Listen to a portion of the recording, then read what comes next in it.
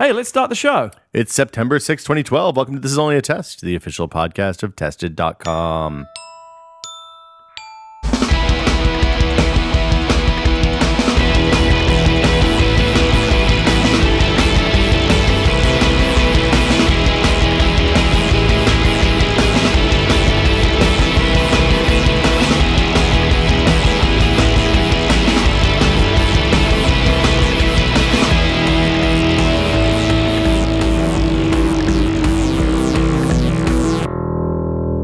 I'm Will Smith. Joining me today, wearing a wrinkly shirt, Norman Chan. How you doing? Wrinkly? Intentionally wrinkled. Did you craft those wrinkles individually? We're really going back to the old days. Did you work on this? Really? Like, is this like how intentional are the wrinkles? That's what I want to know. As intentional as me not wanting to iron this shirt. Gary Whitta, it's good to have you back, sir. It's good to be back. It's been Too long, however long it's 32 days, I think, by my reckoning. It's been a while. It's not a multiple It's been of at 7. least, what, 4 or 5 episodes? It's been 4 or 5 weeks, yeah. So starting to miss it. what have you been doing? I've been working and traveling. Yeah, so the Walking Dead stuff is out in full force now. Yeah, that's kind of what had been occupying. That was the main reason why I missed so many weeks in a row. Is that my episode of The Walking Dead video game, episode 4, which is not out yet, but you know they're working on it right now. I was finishing up the script and actually working in Telltale's office for a couple of weeks, finalizing the script and also kind of in the booth with the voice actors doing all that, directing Very the voice hands-on performances. Yeah. Oh yeah, I mean it was great. Actually, one of the things that I enjoyed about working on it was so different to working in film, is that the writer really, the writer's welcome through the whole process. As opposed to in film, oftentimes after you hand the script, they're like, "Thank you, now go away." Your work and they is go done. off and they go off and make the movie. And they don't really rewrites? ask your opinion about casting or any production aspects. But with The Walking Dead, Telltale have been great about really making me kind of feel like one of the team, and got to help cast some of the new actors, some of the new characters that appear in episode 4, the voice actors, and then was in the booth all the way through saying, faster, more intensity, do it more like this. You directed. Yes. So you're being attacked by zombies now. You have to be more scared. Did you change dialogue mid-recording? Or yeah, we would occasionally, like an actor would deliver a line and we're like, it's not quite working. Or I just decided I didn't like the line and we would kind of do a little bit of surgery right there and give them a new line that they would record that new version. How did you pick the voices? They work with various voice agencies who they'll put out a description of like, this is an older character or this is a young girl, and they'll they'll send out a few lines for the actors to read, and those actors will record those lines and send them in as a voice audition, and you pick through them and decide which ones you like. And so when you're in the booth with them, though, like you're in there specifically because you know what they're supposed to be feeling at that time, and Right. it's not like an animated movie or something where they can kind of they read the entire script, because this is a massive Well, script. it is. Right? I mean, I think it is actually probably more analogous to like an animated movie in that they actually don't have the full script in front of them. Right. They just have their lines because they're broken down into individual parts. And so they don't often know the context of the line that they're reading. Not necessarily done chronologically either. Sometimes it is, sometimes it isn't. And so sometimes we would say, okay, what's going on here is like, a line might, you could read it, you could interpret it a dozen different ways. So we'll give them the context of the line. And sometimes if the other part is already recorded, they'll actually play it back for the actor so they have a line to respond to, so they can understand the context better, because you want the tone of the scene to be even throughout. Yeah, you don't want to have that Madden thing where that's big time football, and then he completely changes tone for its first and 10. And sometimes we would actually give them a line reading, like we would read it the way that we think it should be read. And the voice actors are not like, don't tell me how to read, like, dear boy. Bring something new to every reading. No, they just want to help. So they will, well, tell me how you think you would do it, and then they would do their version. But they usually would do several takes. They'll do it the way you want it, or the way you've described it, and then they'll try a couple of things. And oftentimes the thing that they improvise or bring to it is more interesting. That's the take we would keep. And then do you, when you're listening to the takes, do you kind of flag them as, hey, this is the good one, this is the bad one? Yeah, Okay. They'll do several, and they have really interesting proprietary software that allows you to flag the take that you like, and they mark that one out. They keep all the others as well. Yeah. In case you want, alternates down the road, you decide you want to change it. But they know when they lay in the dialogue, they'll pull like the sound file for this particular line of dialogue, and there'll be like 8 takes, but the one that we want to use has already been flagged, so they know which one to put in again. Was there someone Really in your cool. face with a camera doing the behind-the-scenes video stuff? I think they have had that there on other. They didn't have it with us, and in fact, it was really weird. The visual aspect of it is strange. I learned a lot about voice actors and voice recording. Like voice actors, I guess it makes sense but you don't really think. It seems surprising when you first see it. Voice actors don't have headshots in the way that regular actors do, because the picture of the person is often wildly different to the voices that they can do. And looking at a headshot might be off-putting when they can actually do the voice. I honestly had no idea. I didn't know that Clementine, she's an 8-year-old girl in the game. That's a grown woman doing that voice. Yeah. And I came in on the Bart day. Simpson. Yeah, I came in the day recording to record Clementine. I was like, oh, I'm Clementine. I'm like, what? No. And she would do the voice. And I'm like, oh my God, that's so freaky that you can do that. And in fact, there are a couple of characters, some of the more well-known characters like Kenny and Clementine in the game, who you just really know that voice and associate them with the way their character looks. That when they would do the voice recording, there's a soundproof glass that you can see them through. But I would have to turn the other way and not look, because it was actually freaking me out to see that voice coming out of someone else's mouth. And do they have all the studios on site at Telltale? Or no, this is a separate facility off site. So it sounds like you've been at least definitely busy. Yeah, so it's been very good, and the episode now is at that point where I start to get really, really nervous, because the script is basically kind of locked. We may do some pickup dialogue and tweak a few things here and there, but the episode, the die is basically cast on like what this episode is. And it's particularly worrying for me, given that the first 3 episodes have been so phenomenally well received. And now, after 3 episodes in, a lot of the reviews have started to say things like, if they can just stick the landing with these last 2 episodes, this could be game of the year. And I'm like, oh my God, I feel like, the anchor runner in a relay race. And bring in the big-time Hollywood screenwriter. Yeah, I know. And I think there is a little bit more, because, we've made quite a noise about the fact that I've written this episode. Yeah. I've got a lot of people sending me tweets and things saying, you better not fuck this up.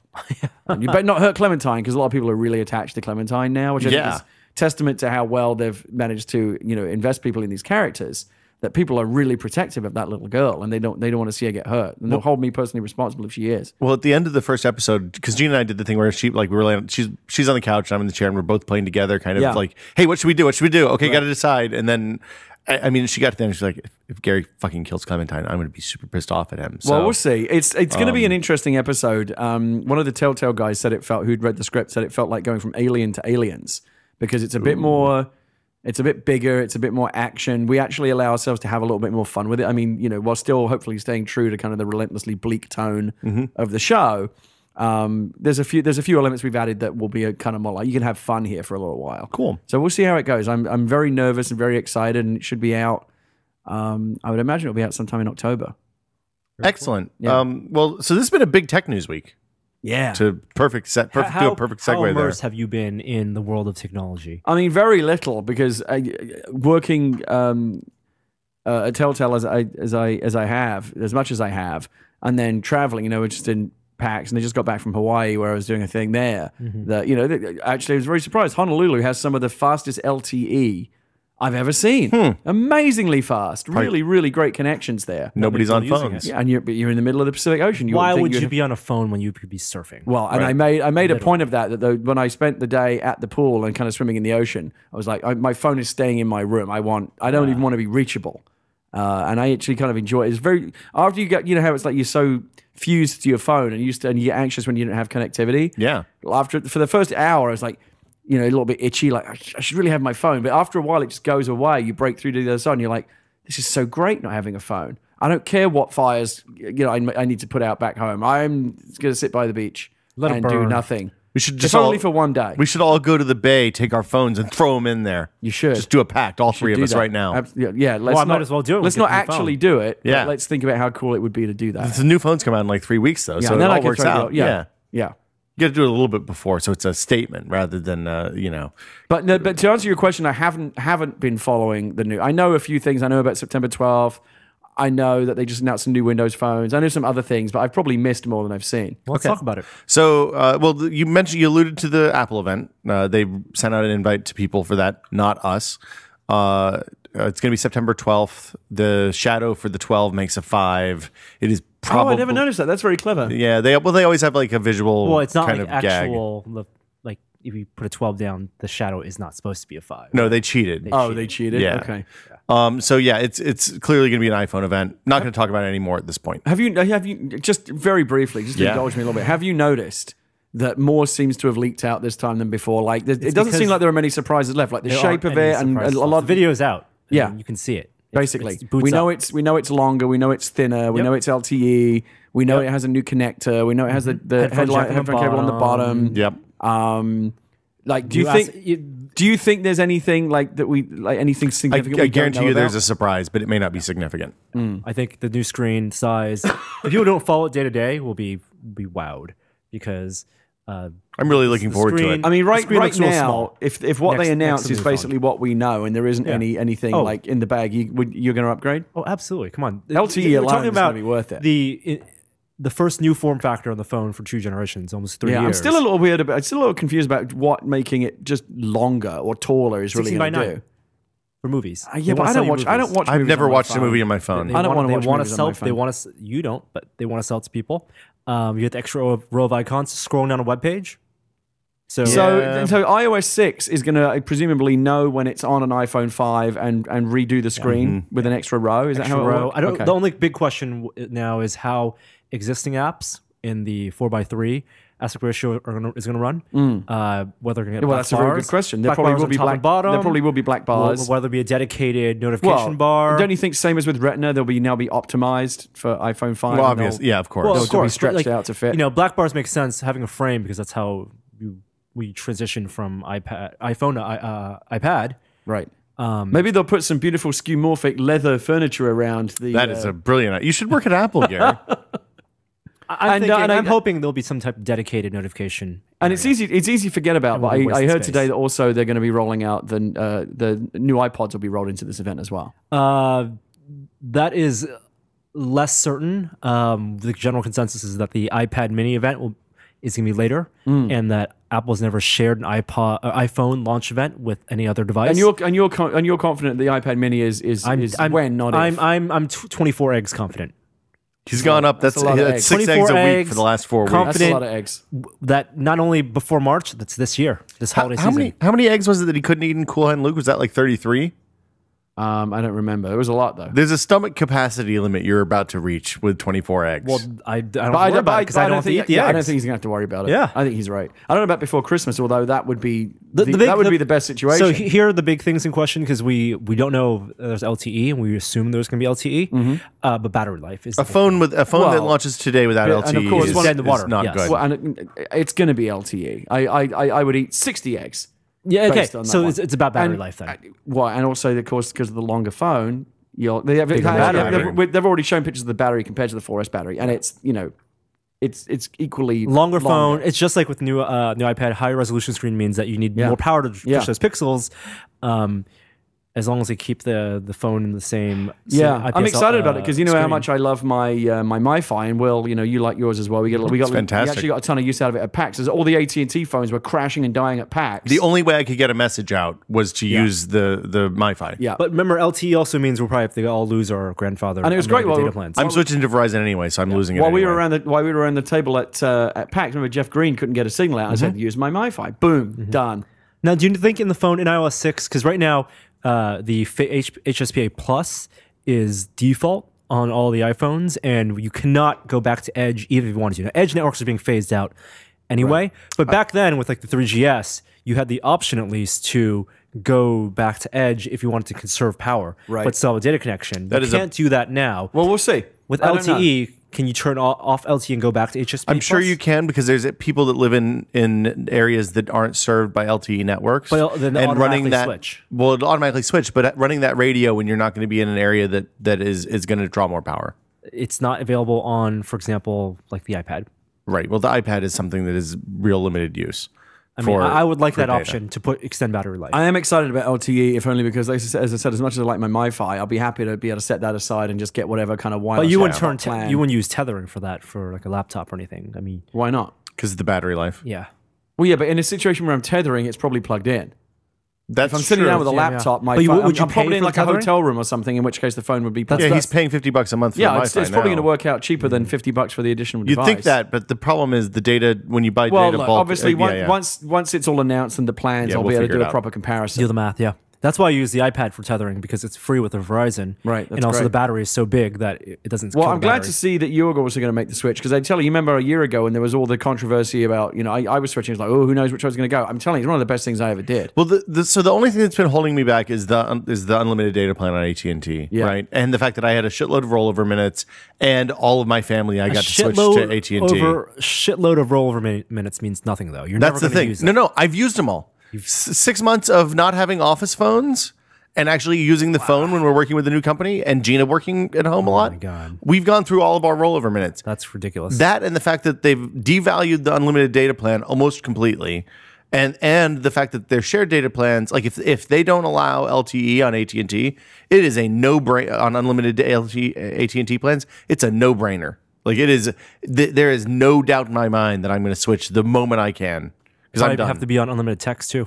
I don't care. I don't want unlimited. I don't want to pay for I don't want unlimited text. That's the point. Those are like the only plans now, basically. Yeah. Unlimited text. Yeah. They want you, because they know people don't need it. So well, if unlimited text was a free option, it's no big deal. Oh no, it's not a free option. But it's $15 a phone, which is ridiculous. It's outrageous. Yeah. Yeah, I've got to look at the data plans a ton, because I want to make sure I'm not going to. I have the absolute smallest minimum text plan available, which just covers occasionally I get a text from a non-iPhone phone. So do you think the 4S? You think it was a mistake to upgrade?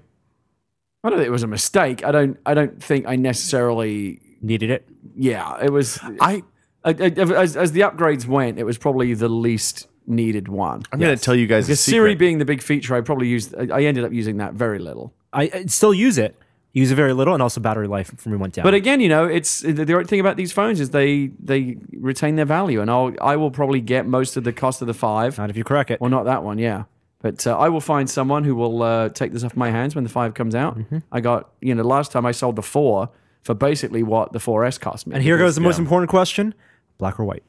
I need to see what they look like in the new design. It doesn't matter if it's black or white, Norm. Michael Jackson said it best. I'm going with black. I killed myself last time though when I got black and then agonized over wanting the white, and it was, I always regret. Well, not the doing band other is no thing. longer metal now. The band is the color of the phone. Yeah. So I'm excited about all that. I feel like we've talked about this more than we should have. Yeah, you didn't want to talk about it at all. I didn't want to talk about it at all. I don't like talking. I'm tired of talking about let's iPhone. take a stance. Let's move on to the next thing. All right. Let's talk about other phones that aren't out yet. Wait, because isn't it's a week from today? The 12th. So we're probably we're recording a day early. Yeah. Yeah. We're gonna want to jump next right Wednesday on that next week. Yeah. And well, so we have to do a Wednesday afternoon podcast next week again, because I'm going to Portland on Thursday. Well, I mean that presumably will be the top. Will be the coming time to right do it. off the fresh news. Maybe we'll do it live. Let's get crazy. Wow. Let's do it. Let's do it like what Twit does and do it live and talk over all the Apple guys so you can't hear what the fuck is actually going on at the Apple conference. Who's gonna watch that? They're not live streaming it, of course. They're not. Well, we don't know yet, but most likely not. Yeah, they're not gonna live stream it.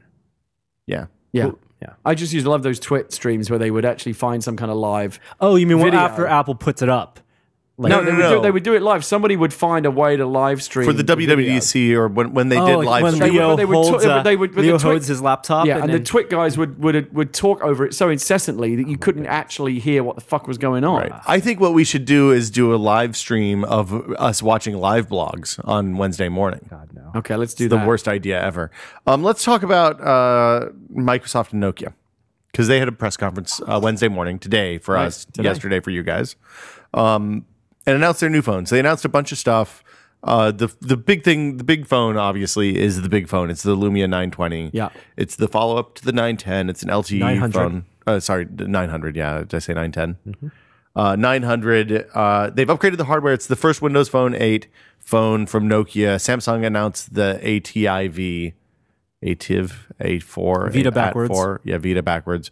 Last week, kind of did by the way, we're making a Windows 8 phone.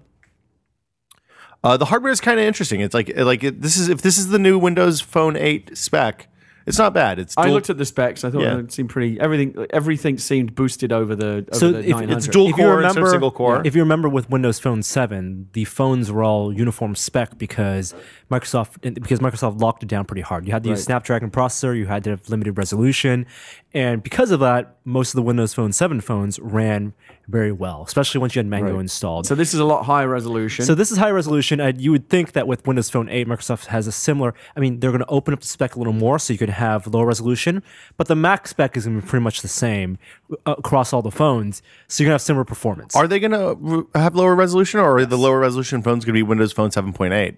I think they're going to have a lower, Okay. like the 820. Now, I noticed in addition to a 920, there's also an 820. What is that? 820 is the cheapo phone. And that's also Windows 8? And it's Windows Phone 8, but it's 800 by 480 screen. Okay. So it's lower that's resolution. the budget That's version. the budget. Yeah. All right. Yeah. So and wireless charging, very nice. So 920 has, it looks just like the 900, except bigger screen even. 900 was it's a little bit bigger. The yellow one that I saw looks very The yellow one looks awesome. So and I love the way that they match the case with the tiles. Yeah. So it all looks like so of a, you know of a Windows piece. Phone has the real bright colored tiles. You can't change the colors between tiles. Yeah, you you can. choose one. You choose one color scheme. Right. So You whether can have the it's- yellow scheme or or the the blue green scheme. one. It's nice But and they bright. don't want a garish, multicolored mix of different colored tiles. Yeah, you don't want a potpourri. Well, the third-party stuff may still have different colors. Sure, Like, the that's up to pictures the and developers, photos and yeah. whatever animated stuff. But the color, it's the same type of polycarb construction as the 900. So they're really different themselves from Apple. The phone looks like it might be a little heavy because remember the 900 was bigger than the 810, which we liked. We liked the 810. The 900 was big. 900 was big because it needed a big battery for LTE. This one will also have LTE. The 920 will have LTE. And it weighs, I think, 185 grams, which is 40 grams more than the iPhone, the current iPhone 4S. So How much is that in American? it's a third of a pound. Okay. That doesn't seem too heavy. It's a big phone. Yeah. It's going to be in your pocket. Yeah, it's going to be in your pocket. It's still slightly curved, which I like. Has that curved screen. It's shiny or matte for the polycarb. Is it depending I like on the matte, color, or can you choose? Depending on the color. So, Okay. like, for example, red is going to be shiny only, black is going to be matte. Okay. What's the has- yellow? Is it matte or shiny? I think the yellow is shiny. Unfortunately, I don't want the shiny. So on the 900, I got to see some of the different polycarb shells. The shiny ones looked like they kind of look like they're going to scuff and stuff like that. I haven't actually used one of those for a long term, but the matte ones held up really well. because the color is through the entire plastic. It is through It's the not entire- just a paint job. yeah. Like when it scuffs, you still have They the are retains of they color. are very attractive phones. yeah. So it has the 1280 by 768 screen, which is pretty high resolution. It's going to look better than Why the 768 though? Why not 720p? because they don't want to be 16 by 9, 16 by 10. Oh, so they're 16 by 10. Oh, that makes sense. Yeah. And also, I think what is Nokia calling that screen? Like the pure. Pure View or something? No, pure view is the camera. Yeah. The screen is pure black or clear black or something like Pure that. something HD plus. Is it AMOLED or LCD? It's LCD. Such a Jack Donaghy creation. yeah. It's LCD, IPS Motion LCD, active HD plus. something silly because they're saying it has high refresh rate, so video is going to look good on it. All right. It has the adaptability for sunlight. Those screens look. I think the 810 was 800. or the previous one, the 810. right. Was that OLED or was it LCD? I want to say that the small one was OLED and the big one was So LCD. there won't be any more Windows But I 7 don't phones remember going for sure. forward, right? It's all going to be Windows Phone 8. the Windows Seems 7 unlikely. phones will be updated to Windows 7.8, which is the stopgap. Right, the kind of the halfway house Yeah, version, because yeah. the kernel's different. Yeah. And the new phones will have some shared code with Windows 8. So when you Okay. download like the modern apps on Windows 8, And when are these there'll be Windows some 8 phones compatible. coming out? No release date yet.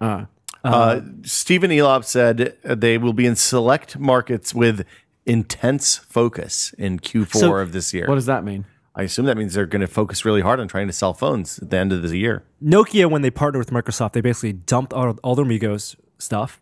Good. Huge investment on their part. It was a bold move to actually say, developers, stop what you're working on. We're going to go with Windows. And they launched the Lumia 810 last year and the 900 earlier this year. They've sold about 7 million worldwide. Across, that's not that many. That's not that many. Okay. That's not that many. And Microsoft or Ballmer Does that include the 700 phones as well? include the everything, The- every the- Lumia, every phone branded. Considering Lumia. that they were selling those for starting out at like $99 and down to this $0 is with a worldwide. contract. So this is not looking good. That's They why haven't got Nokia off to a stock great also went start down. Sales wide. Ballmer says there will be 400 million plus or 100 million plus Windows phones that they're pushing out. Palmer says a lot of things. Here's the thing about the Lumia is that they launched at the end of the cycle for that OS. There were big questions about whether it was going to be supported. Like I think this phone is the phone that determines the success of Windows Phone. This first generation of Windows 8 phones. Did we say that about the last one? No, the last one was a kind of trial water.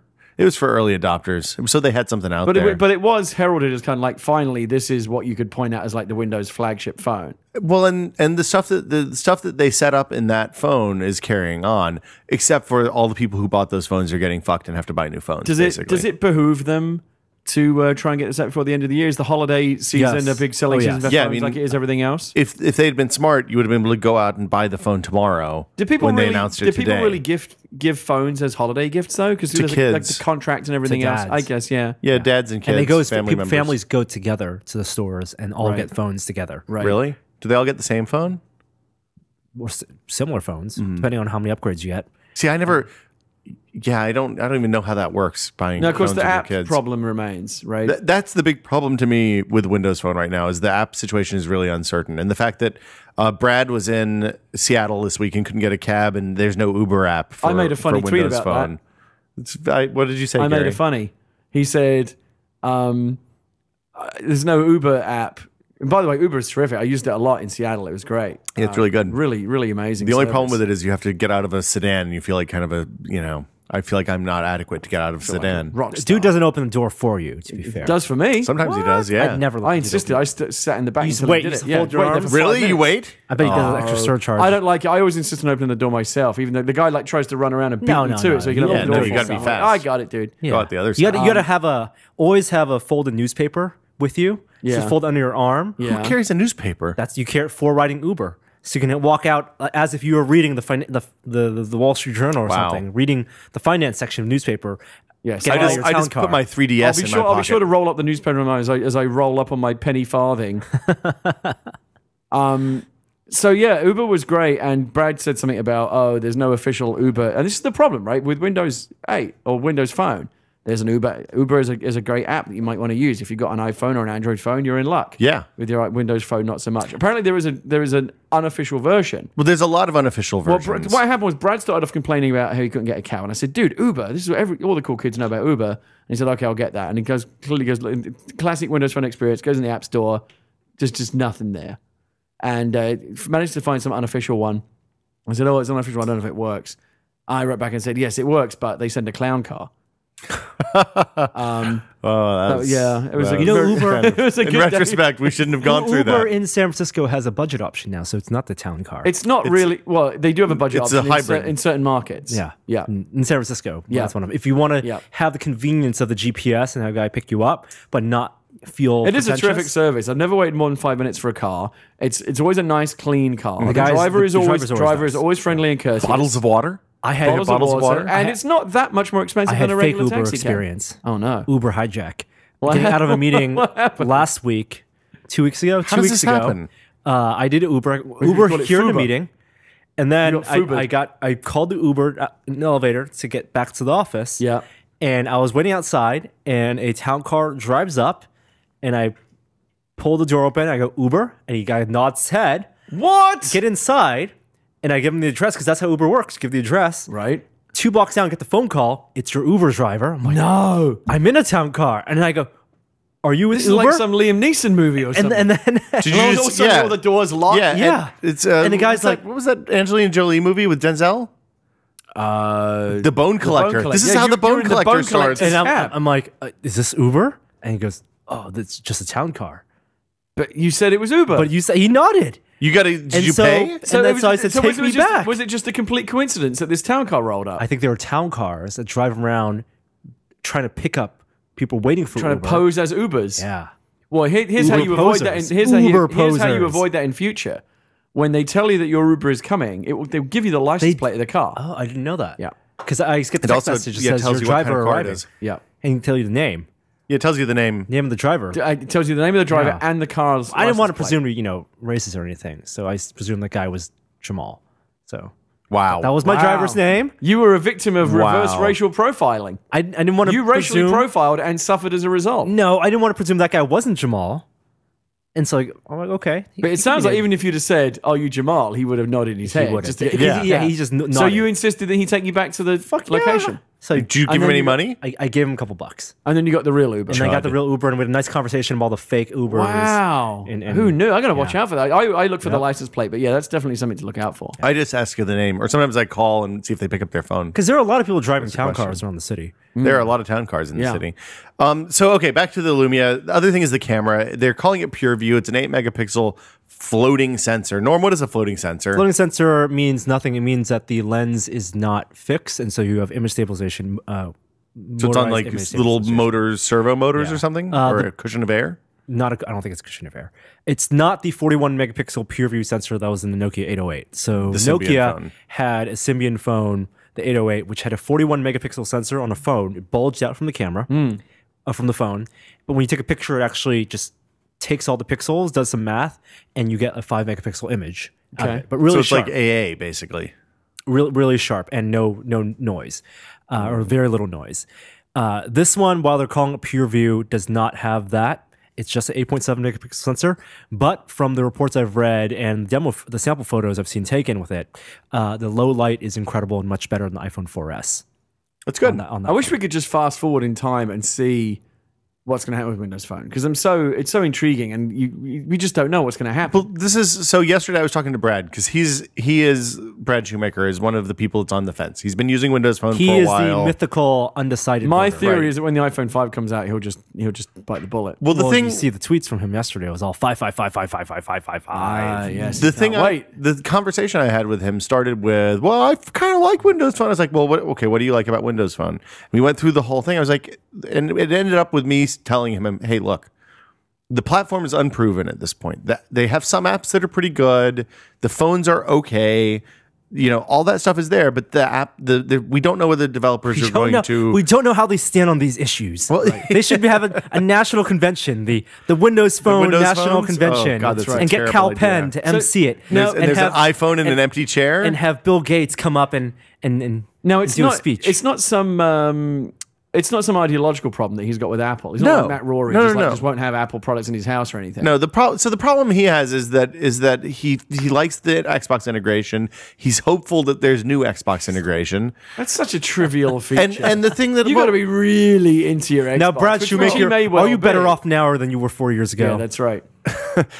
The fundamental problem is it worth your money to invest in an ecosystem so that they can build it, to invest in the hardware so they can build an ecosystem around you? Or would you rather buy a phone that has an ecosystem now, use it for the next 2 years, and then if the other thing takes off, spend your money in 2 years? I just don't know why. I don't know why you would buy a Windows Phone at this point, given just how far behind it is in functionality, just because of the apps. I think if You may prefer if the- you That's are the fundamental problem. If you're an existing Windows Phone user and you're happy with all these apps, and it's not the case where it's like Uber or it's specialized use case, it's more the banking stuff where everyone is a different bank and not every That's the bank thing. is going to develop If apps. you're an on the existing platform. I mentioned this to Denny the other day, earlier today, and Denny said like, "Oh, I don't use a lot of apps. I mainly use my apps on my iPad. I only really need like a small handful of apps on my phone." And the problem is, there's even if you only need a small handful of apps, there's a good chance that Windows Phone does not have one of them. Well, yes. Like Kindle and stuff like that is pretty good. Like you said, you want like if you're with Bank of America or Wells Fargo or whatever bank, you want to make sure doing phone banking is very useful. Well, the And last make sure time I that went app down the is list there. of bank apps on Windows Phone, they had the top 5. Okay. And then of the top 20, there were some fairly significant holes. Right. So if you're with Bank of America or Chase or Citibank, you're probably okay. But it's very telling, everybody isn't else, it? you're boned. Anytime you see a commercial for an app, like we see a lot of billboards around San Francisco for new apps. Yeah. And you always see the iPhone logo, you always see the Google Play logo, Yeah. what used to be the Android logo, but I've never seen a Windows And this phone is logo. this is the battle. It's a really unfortunate situation that Microsoft has put itself in because they've put a lot of money in encouraging developers to develop apps, and it shouldn't be about whether the app is there, but it should be how the app is implemented. The debate should be whether you like the iOS implementation of how apps work and are tied to iCloud, or whether you like the Metro modern UI style of the apps. But if the app isn't even there in the first Which place, is why there's no it's comparison to be made. a terrible place to be in. Yeah. Well, and the other unfortunate situation is that I think Microsoft was banking on the same app running on Windows Phone and Windows 8, and that's not going to be the case. It seems like we don't know if that's gonna be the case. seems like from everything that I've read that Windows Phone 8 apps will run a subset of APIs of Windows 8 apps, but they'll have to have some work done to work. So it's not the same app on Windows 8 and Windows Phone 8 necessarily. From there needs to be a perspective. massive initiative at Microsoft to foster app development. And you know what? I think it's more important for them. They've been working on it. It's But way more important for them to foster app development on Windows 8 side, because that's you go top down. And so, because if Windows 8 apps fail, if the Windows 8 marketplace does not succeed, then those developers have no incentive. Well, sure, but then the next iteration of Windows Desktop is the fix is kind of in on that one, right? We know that's not going to fail. Whereas even if Vista fails, they're still going to sell millions and millions of copies. I mean, if they can survive Vista, they can survive anything. Whereas Windows Phone 8 is very much like on life support in the balance. Like every decision they make really matters as to whether or not this platform will succeed or fail.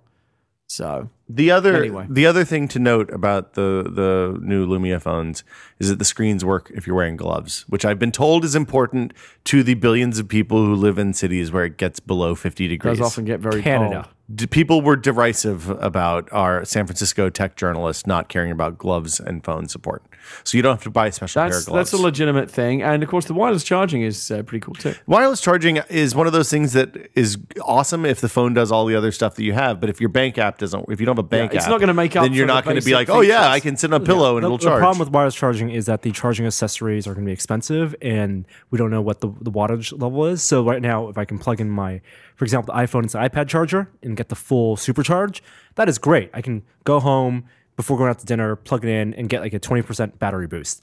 If it's going to be conductive charging and it's going to charge at 5 watts at a time really slowly and meant for overnight, as convenient as it is to put that phone on a table and have it charge, it's going to be slow. I mean, these days, jet set young go-getters that we are, we often want to get like just I've got 5 minutes. I'm going to get a little boost on my battery. I got to get all I got. Yeah. I got to get what I can. Make the difference. Yeah, exactly. So yeah, that's the Nokia Microsoft stuff. There were a few Windows Phone 8 features that they announced. The OS is finally going to support screenshots. I thought that they'd added that at some point in the past. How can you not support something that basic? Well, I don't know why they're excited. Android didn't have that until 4. Yeah, it's this is a good thing. It's a good thing for people like us more than normal people, though. I think it's more important that they open stuff like the camera API to apps, so apps can actually take advantage of the camera. Yeah, so the new camera stuff was really interesting too. They're adding a series of lenses. The lenses, I'm air quoting lenses if you're listening to the audio version. They're basically like supercharged Instagram filters is what I would say. And they can do everything from stuff like Instagram filters do all the way up to automating the cinemagram creation with the, what's it called? Cinemagraph. Microsoft, their fingers on the pulse of internet trends. Smart shooting. Smart Shoot lets you tap something that's moving in a photo and it will just remove it. So it replaces it with the background from your shot, which I think sounds pretty cool. Okay. I'd never use that stuff. I want better raw pictures. Raw pictures. You want raw from your camera phone? I don't want raw files. I want good original. He wants the best what original is in picture. reality reflected in the photograph. And let me do my post-processing on a computer. I don't know what's some kind of bullshit Stalin filter. Next will be just removing people you don't like. Actually, I would like that. Yeah, that'd be great if you could just have a list of people on your do not photograph list. All of my pictures would just be blank landscapes. Yeah, yeah. Take the best landscape and photos the baby in the city. Yeah, just the baby. It's just the baby floating in space. Yeah, basically. Yeah, there you go. Because I hate myself, so any pictures of me holding the baby, it would just look like the baby was floating. Flying baby everywhere you go. Brilliant. I love it. This is a great best feature ever. All right, good feature. So yeah, that's it for the Windows Microsoft. Lumia. I agree. Microsoft I think that event. is it. You think this is the end? That's just about it. I really like that yellow color. I'm glad that somebody's doing like the yellow. industrial design stuff. I love the way that it matches the colors of the tiles. Like it feels, the hardware and software feel integrated. I think that the moment Apple announces whatever magical thing we haven't seen yet from the next iPhone, I'm racking my brains to figure out what it could be. That's interesting because when Apple first did the iPods and iPod Minis, they in every iPod iteration had multiple colors until they went with iOS, until iPhones and iPod Touch, and then you're only gonna get iPod Touch in the glossy silver back, and iPhones only came out in black or white, and we never got multiple color iPhones. Why was that? There is a kiosk at my local mall that will change the back and give you very fancy colors. Yeah, I actually was almost. I think people want it. Yeah, if you want that people definitely want colors. Those blinged out iPhones.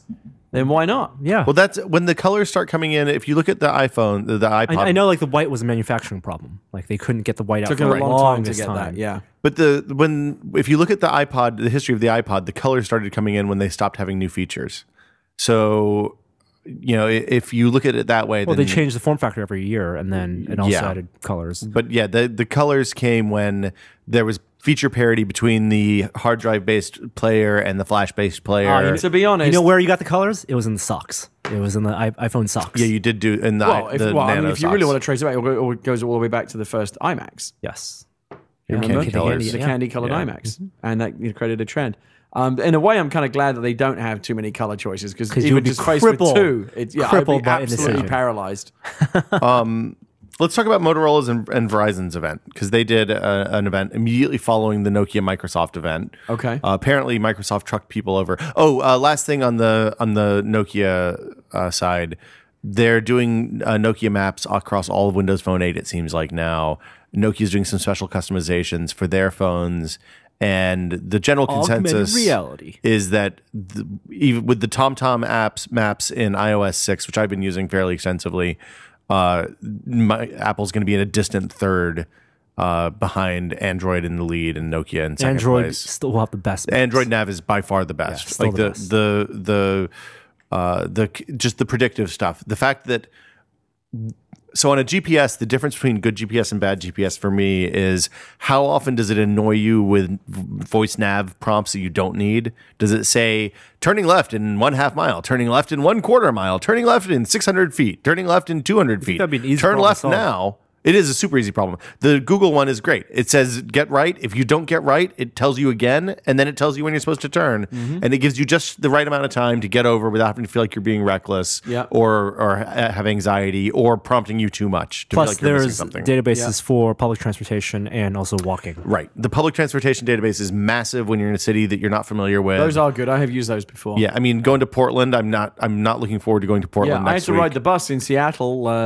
recently, and I got the used, and it tells you the times. Yeah. It tells you the routes. It's great. Gives I all the don't have that information you anymore. need. It's Yeah. gone. So, Well, because iPhone people don't ride the bus. right. They drive around in their Uber. fancy cars. Right, So I I'll just get have to Ubers. Uber everywhere I It should go. be the option. It's like either the car option or the Uber option is just baked into the. Yeah. I give up option. I don't want to read a map. Shit. So let's talk about Motorola and Verizon. Announced a bunch of new phones today. They're kind of reskinned versions of old phones in some cases. So the Razer Max HD and God. To the max. Razer HD. Razer Max Extreme.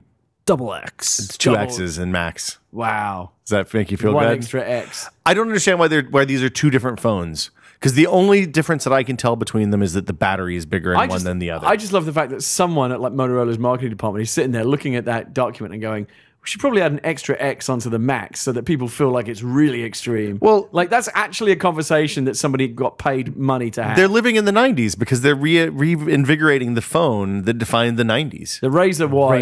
Razer. I remember when the Razer was the shit hot phone. I long before people lined up for iPhones, I was first in line, not in line, but I got that phone the day it came Yeah. out. Like, well, do you remember the StarTAC before that? The first time you saw some guy with a phone in his shirt pocket? Amazing. Yeah. The fat Yeah. battery or the thin But battery. the Razer was Or the first a one that thin really and kind a of felt fat. like the kind of the Star Trek communicators. Like flip, flip, flip. Yeah, that's true. But the thing is, back in those days and back before smartphones, we had the general aesthetic of a phone, like a Razer or like the Nokia, like the Candy phone.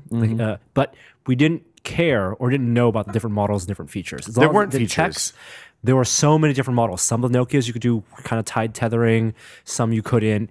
But we didn't care, and people are just more informed now. At least we'd like to think so. The difference is that now there's a uniform expectation for functionality because it's their software. I mean, what's happened is the phone has gone from being a unified, cohesive device to being a platform to run software And the on. thing is, technological styles don't come back in fashion the way that other things. Like, It's not it's cyclical? okay. It's okay for things that like in the 80s and 90s to come back, like fashion trends. But technology, as Dennis Duffy would say. He would say technology cyclical. It's not. No. Like it's like, oh, here's some technology. Here's some Dummy. Now your phone can look like it did in the 90s. Yeah. Nobody wants that. Guys, I'm going to go buy a bunch of green and orange Hercules monochrome CRTs, and I'm replacing all of my LCDs with them. That's only in the movies.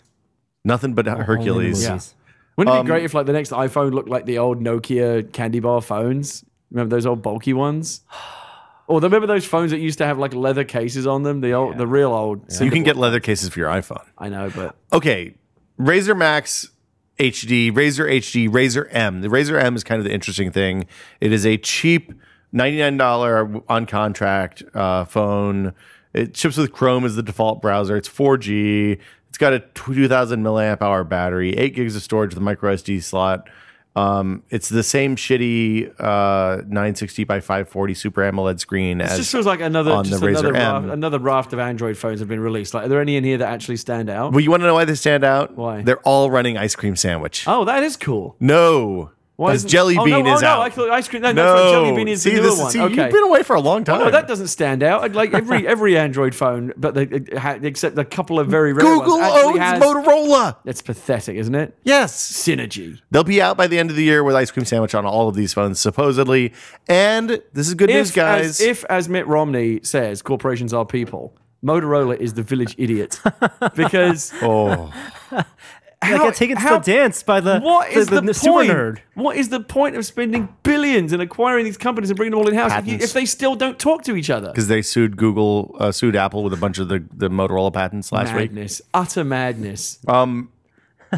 More good news. If you're a Motorola customer and bought a phone in 2011... You know what I would do if I was the boss of Google or Motorola? If you were Sergey Brin? You know that scene in The Untouchables where Robert De Niro has all his capos, and all the people sitting around the table. And he's got the baseball bat, and he tells a story about how baseball is a team sport, and he goes, "I get nowhere unless the team wins," and then he beats the fucking guy's brains out with that baseball bat. Yeah, and everyone else is like shocked into realizing, oh shit, we better get our shit together. That's exactly the meeting I would have at Google. And suddenly, I guarantee the next phones that come out would have fucking Jelly Bean on them. So you're saying you're suggesting that Sergey Brin should start arbitrarily killing people in staff meetings? Just one person. Okay, just arbitrarily kill one person with a baseball bat in front of everyone else. And I'm Gary. Do you really think everyone else would then go back to their desk and say, fuck it, I don't care? He's not going to do that again. They would be sending memos. They'd be talking to engineers. We need to get Jelly Bean on his next fucking phones now. I don't want to get my brains beaten out. I think that the California State Labor Board would have problems with Sergey Brin killing people at staff meetings. It's Google. You think he can get all that shit and get covered up? That's why they got good death insurance. I guess he's probably killed 3 people this week. They've got high prices. Their lawyers are better than Al Capone's were. You don't think he could get away with that shit? Of course he could. Yeah, you're right. He is Sergey Brin. It's all no one knows what goes on inside that campus. Yeah, the Google they got guys shipping out airplanes in wingsuits. They pay dudes to look at kiddie porn all day. It's a thing that they do at Google. Remember when I said that the way to motivate Google employees was to get rid of that really great cafeteria, just put one shitty vending machine? Yeah. You get the good food back once you start getting your shit together. Yeah. Well, clearly Google didn't listen to me. That hasn't worked. Right. So now you've got to step it up. You've got to go to the next level and start murdering people. You've kind of taken a dark turn since you've been gone, man. All this zombie stuff is... Extreme situations call for extreme measures. It's something you learn from reality TV, from Harsh Boss. Big Brother. Yeah. Hit him with a giant tongue. Yeah. If you bought a Motorola phone in 2011, most of those phones will be upgraded with Jelly Bean by the end of the year, which is very nice because it'll only be 6 months until the next version of Android comes out at that point. I don't know people who love Android who are excited about Motorola phones. They used to be. With the Droid. As much as we joke about it, isn't the reality that 99% of people don't know or care that they're not running the most recent operating system? If you bought a 2011 phone and you don't get Jelly Bean by the end of this year, you'll get a $100 credit toward the purchase of a new Motorola Mobility Android phone. All right. So you can keep buying into the circle of doom. I'm really excited. I was hoping that they were going to announce a new Nexus phone at this event today, but that seems to be coming later, if at all, this year. So no, we got a Galaxy Nexus last year. Yeah, they've done a Nexus phone every year so far, for every release. We got the Nexus 7 with Jelly Bean. I think that might be the Nexus for great this opportunity generation. for them once all them Samsung phones get pulled off the shelves that they can just move into all the empty People shelf love space. that Galaxy S3. Yeah, I hear it's a good phone. Yeah. Yeah, my brother has one. But there's no skinless phones. If you were gonna move to Android, would you rather have the Nexus or the S3? I'd rather have the HTC One X. Oh, you would? Why is that? Yeah, the One X is what I would buy. It's pretty nice. What's the nice screen about that is just amazing. It's really, really good. Oh, okay, but I thought the S3 was supposed to be the shit. Yeah, but I still don't like TouchWiz at all. Even though it's not. I saw a thing. Anymore. I think it was the S3 a TV commercial, and the guy is watching a video and sending a text at the same time. The video in one half of the screen, a text in the other. Yeah, and this is the next thing. It's like It's not even. Remember how just being consumed by your phone screen was bad enough? Yeah. And how you couldn't watch TV. You can't watch TV anymore without also kind of like looking at your phone. Like you got to now you can't even look at one thing on your phone anymore. Now you got to spoken like a true Apple fan, because just because you can't do that on iOS. No, it's just. Gary, I need you to go to a concert that I'm at, so you can send me some video from that concert. You're further in the back. Yeah. And also, I want to be able to send the video from my phone to a massive screen on the wall across the street. So the people on the street, which of course is something that totally would and could happen in real life all the time. I would like for that to happen. I'd like people to take over a screen in Times Square. To be fair, that's T-Mobile, and T-Mobile's terrible at advertising. But they are these commercials are pretty typical of the stupidity of all these phones. Like trying to present things, you would never do it. You would just be an asshole if you did that. Have you seen that the commercial with what happens when your phone's asleep during a movie? No. When you watch a movie, your phone is asleep, but your phone has dreams. So you gotta go to this website and see what your phone is dreaming about. Really? Yeah. Wow. What was your phone dreaming about, Norm? I don't know. I don't use that phone. There was some commercial on my Delta. Oh, by the way, Delta, what a fucking shit airline that is. Just awful. Wow, we're hitting on all cylinders today. Just awful. Delta is terrible. I had to fly them, though, because that was the only airline that was available. Virgin America doesn't go to Hawaii, it turns out. I think maybe they. I don't know if they do or not, but I wish they did, because Virgin America is the only airline I like flying anymore. Everything else is shitty. Virgin America's spoiled all other I was on the airlines best flight back from PAX. It was like I heard you were with 50, Jake Rudkin. Yeah, I saw Jake. I saw a bunch of PR people I've known doing the over the awkward years. texting between seats and stuff? I tried to, but nobody would bite. I even twittered my seat ID because so it people is would. pathetic. Oh, it's the worst thing ever because the keyboard's who terrible. else was on your flight? Jonathan Blow was on there. Oh, nice. Was he in first class? He was on. I was perfectly synced travel companion for Jonathan Blow on this PAX because he flew on the flight out too, also first class. Right. I saw Scott Butterworth from PTOM, I guess. Okay, I got Simon Jeffrey, the former president of LucasArts, on mine. That's good. He was sitting right behind me. It was like all of Take Two PR. Yeah, their it's PR nice. team was there. Access was there. It was fun. We actually bumped ourselves up to first class on the way back because it was only like $39 extra. It was full, or I would have done it too. Yeah, it was good. Yeah. But Delta is terrible, and they were running a commercial for this thing. I couldn't figure out who it was a commercial for, but it was like when you drive a luxury car. You know how they have like chicanes and like the kind of hardcore proving grounds for like elite sports cars. It looks like Top Shot. They built. Yeah, it was a bullshit thing, but they did this commercial where they had done that for luxury cars, and like how they putting luxury cars through their paces, and they had like these three kind of straight out of central casting, multi. All demographics, ethnic families, but all like kind of like upper middle class families that were driving these three cars. And one was an Audi, one was a Lincoln, and the other one was like a Lexus or something. And clearly it was a commercial for like one of the three was the one that was actually being advertised as better as the others. I couldn't figure out which one though. I hope that one of the two cars that lost ended up exploding in a fireball. Let me just tell you. So Delta is still running, like the CRTs, like every 5 rows down the middle. Well, yeah, planes. Those planes are 30 years old. This plane was a real piece of shit. Hey, you flew on it over the ocean. Yeah, I didn't feel safe at all. If you want to talk about something that annoys me, I've now, like over the last year, we've flown enough Virgin flights that fucking video, the safety video they show. Don't watch it. Don't watch it. It's cute the first time. It's so bad. It's cute the first time, but this is why it's good to sit in first class because you get a live demonstration instead of the video. You still have to listen to it, but you don't get to watch. Put on nice sound dampening earphones. Go to sleep before the plane takes off. Yeah, that's what I try. Take some Benadryl. Go to sleep before I take the plane. Yeah, they really need to update that. I sent in a note. Like when I sent in the note thanking the guy for getting my Kindle, I also said, by the way, you need to like change the thing. We should start a campaign. These are the issues that really matter. I'm tired of this this funny video. Yeah. Yes, I don't want to see video. It's racist against people from Spain. I always wonder because obviously FAA regulations says they have to do the demonstration, but they go by so quickly. Why do they think the Spanish guy can't work the seatbelt? Do you feel like you're being rude or disrespecting the flight attendant if you're clearly not paying attention when they're doing it? Do you feel like you at least owe them? I stare off into space. I don't make eye contact. The thing is, it is pointless because the reality is this: if the plane actually starts going down, you're going to forget everything that you heard in that demo. You're just going to freak out. You've heard that so many times at this point. You can do everything on. Lift the door open, throw it through yourself first before putting it on a child next to you. Fuck the kids. Yeah, and you know what? That seat underneath you works as a flotation device. No, it does not on Virgin. You don't pay attention. No, you see, this is why you should pay attention. I don't find it not. It's in a pocket underneath the seat. Yeah, and or if you're in first class, it's between the seats. Put the hood on, put the vest on, and then blow. Don't inflate it until you leave the plane. Everything Follow the about lights. Virgin America is great except that video. Yeah. Could you redo the whole demonstration by heart if you I wanted could probably do most of it. The last time I was in first class on Virgin, I was sitting next to Gene and I narrated what was happening on the video during the do talk. some commentary? Yeah, Terrible. riff track. This is when the bull comes out. But it's still Now better. The Toreador Still can't better work than the flying seatbelt. Delta or United or any of these other Well, yeah, of course. airlines that are still flying these fucking planes from Eisenhower's era. I mean, Jesus Christ. Yeah. This Delta plane, Real honestly, people you should work have seen those it. planes like too. fraying carpet and just everything about it was just grody and. Do you know what a capital expense airliner is? They have to fly those things for like 25 years. Or just the cabin. The cabin is very expensive. I know, but you can refurbish them every now and again, surely. Well, you know there are these phenomenally awesome. expensive. Oh, and by the conventions. way, they didn't have Wi-Fi. And both times they had Wi-Fi and they had the Wi-Fi logos. Like, is- anytime you're like 5 flight, you know what? Wi-Fi will actually be really good on this flight. Yeah. Excuse me, ladies and gentlemen, even though it says Wi-Fi, we do not actually have Wi-Fi on this flight. And they did that in and out. I was like, you motherfuckers. Well, but it doesn't work on over the water. Then why put the logo there? On the plane or Yeah. on the It was on the logo. It was on the website. They- next to the flight information? I'm so sorry. Louis C.K. has a bit about you.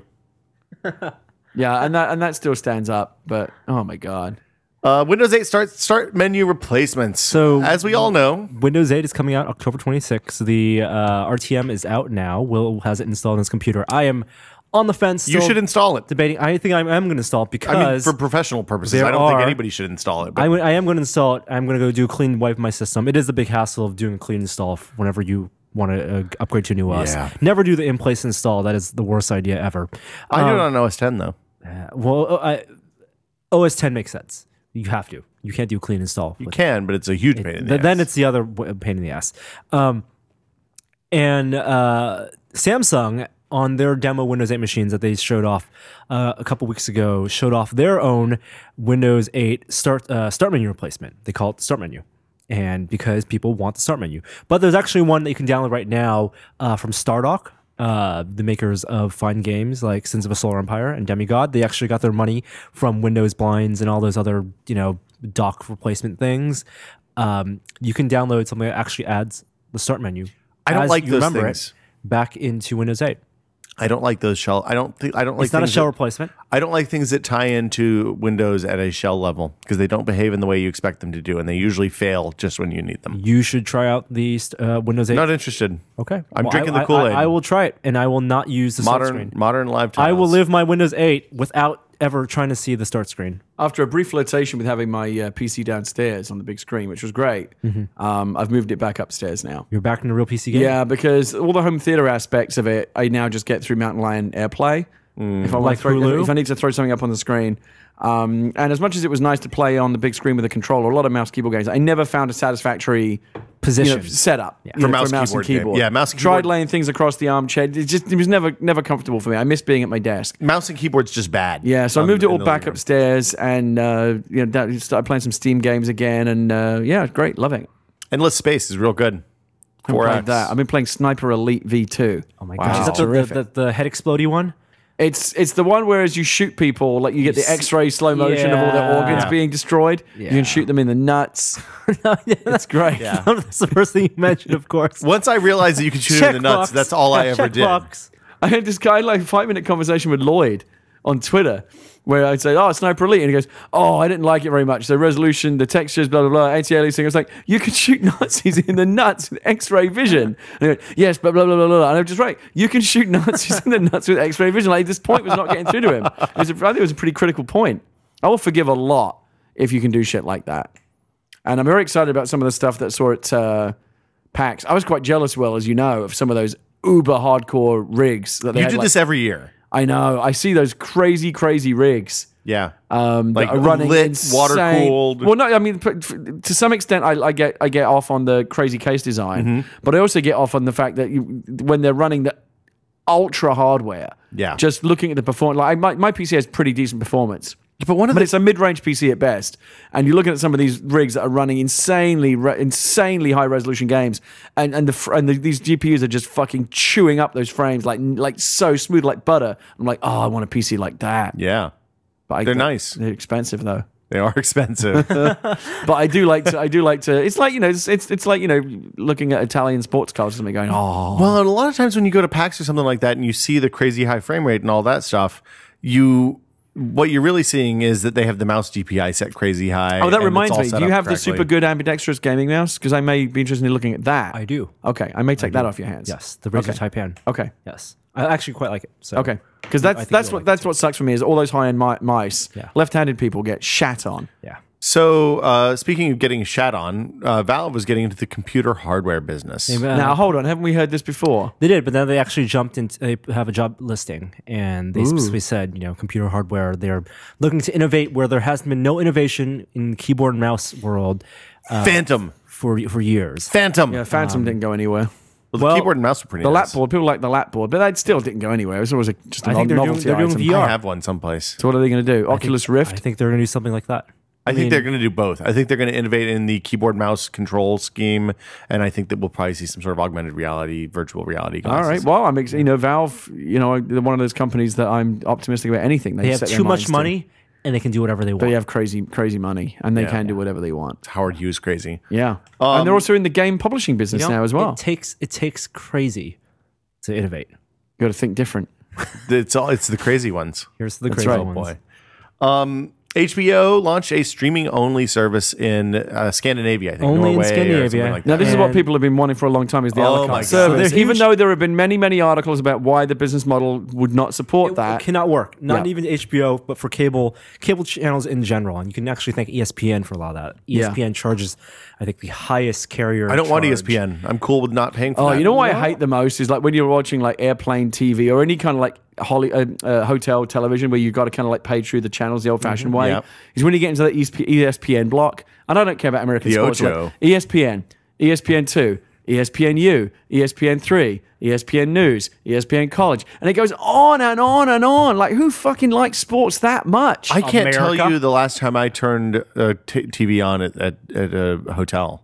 Oh, I can't. always turn the have- TV on. I have such a hard time watching commercials at You this know point. why? Oh, I You tell know you why what I can't liked turn about TV being on? in Hawaii. Because the first channel you get is that main menu that tells you the resort information. Well, so that's what I loved about being. I knew I was in a good place. I'd never been to Hawaii before, but I arrived in Honolulu. First thing I did, of course, was go to the room, turn on the TV, see what's on TV. And God damn it, Gary. they had the resort channel. They had 8 resort channels. Because Why? it took So you 8 could different- see all the it things had that you weren't doing when you're it sitting in had the 8 hotel room they watching the needed fucking 8 TV? channels to explain all the amazing things you could be doing in Hawaii right now. Was it a loop video or was it like menus? There was different. There was here's all our restaurants. They were like the Vegas has as well. They have Yeah. several channels. They have like the gambling Learn to channel, play the blackjack. show channel.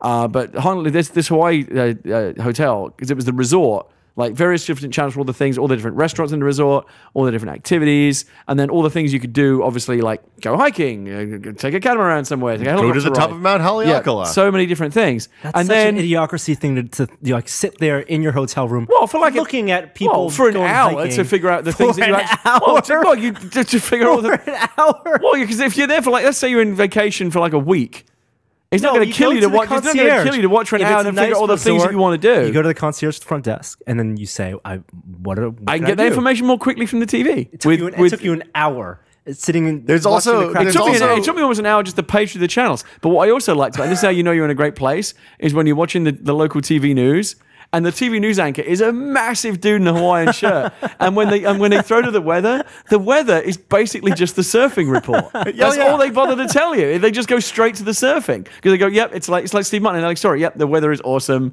Let's talk about the surfing. That's the only surfing conditions are the only variable. See, you've never. I love it. You've never lived on. Well, you lived in England where they have terrible weather, but Yes. like when I moved here from the East Coast, just San Francisco, even it's like wow, the weatherman here has the easiest job in the world because it's always cold on the coast and it's always hot as hell inland.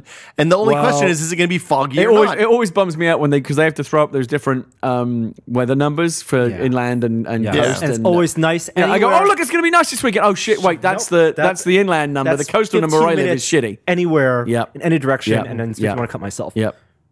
Okay, So Foggy what were we always. talking about? I don't remember. HBO streaming, why Oh, it yeah. doesn't work. That was a good. So- that was a good little. That was amazing. diversion. Yeah, that was crazy.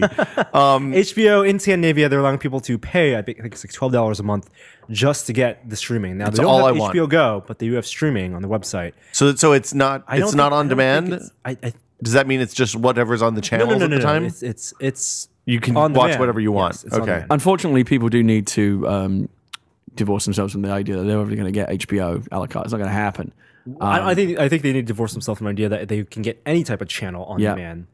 Unless it's type of A lot can change in 10 years, Hulu guys. type of service. It could change. It's not going to happen anytime soon. HBO Go is still a great service. The audio sync issues are annoying me. Why haven't they not fixed that yet? I don't have any idea. I have that problem every night. Maybe it's a San Francisco problem because I stopped watching the newsroom because of the. Well, yeah. Well, I access wanted to Comcast? watch the newsroom, and I couldn't watch it on I don't have HBO a Go. box. I found them all on Comcast on demand instead. I like Yeah. Comcast on demand over HBO Go. Yeah. Bitrate's better. Yeah. Yeah, I'm still on the TiVo. Let's see, what else do we have? Video copyright hassles. This is an interesting story. So the Hugo Awards were happening in Chicago at Worldcon last week, and the official promoters of the show had an official Hugo Awards live stream that was on Ustream. And during the course of the broadcast, they ran clips from some of the movies or TV shows copyright violations that were nominated. Right. And as a result, Ustream's automated copyright violation software pulled the entire stream, killed it, and nobody could watch for the rest of the show. So they actually have like algorithms that look for Just like copyrighted content. Yeah. yeah, just like Okay. YouTube. Except for They this happens. should have mirrored it like they do on YouTube. Or have an audio yeah. desync Yeah. issue. Yeah. And then the other one that happened is the London Olympic stuff. I don't know what this story No, I is just about. want to talk about the London Olympics. I'm pretty sure. I mean, all like you could watch the Avengers mirrored, right? All those characters are symmetrical, basically. Like, I don't think it would be a problem. Thor. It's not Exactly. like Captain America has Captain America written across his chest. It's just a star. It's totally symmetrical. And it would work if for he was you. flipped, you wouldn't know. Because all the heroes will be left-handed. It's like Gary universe. Yeah, I'd be like, my genius. Oh my god, like Tony Stark's left-handed now. This is the right. version of Thor holds the hammer in his left hand. Maybe I'll do that. Maybe I'll flip it and watch the left-handed Avengers. Absolutely do Brilliant. Why would you not do that? Did you enjoy the London Olympics, Gary?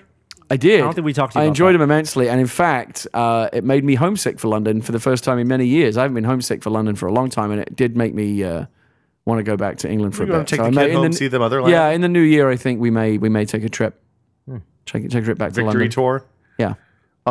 Did you guys see that picture on Reddit the other day of the guy who was on Tower Bridge when they were bringing the Olympic rings down? You know, the ones that folded down when the bridge came up.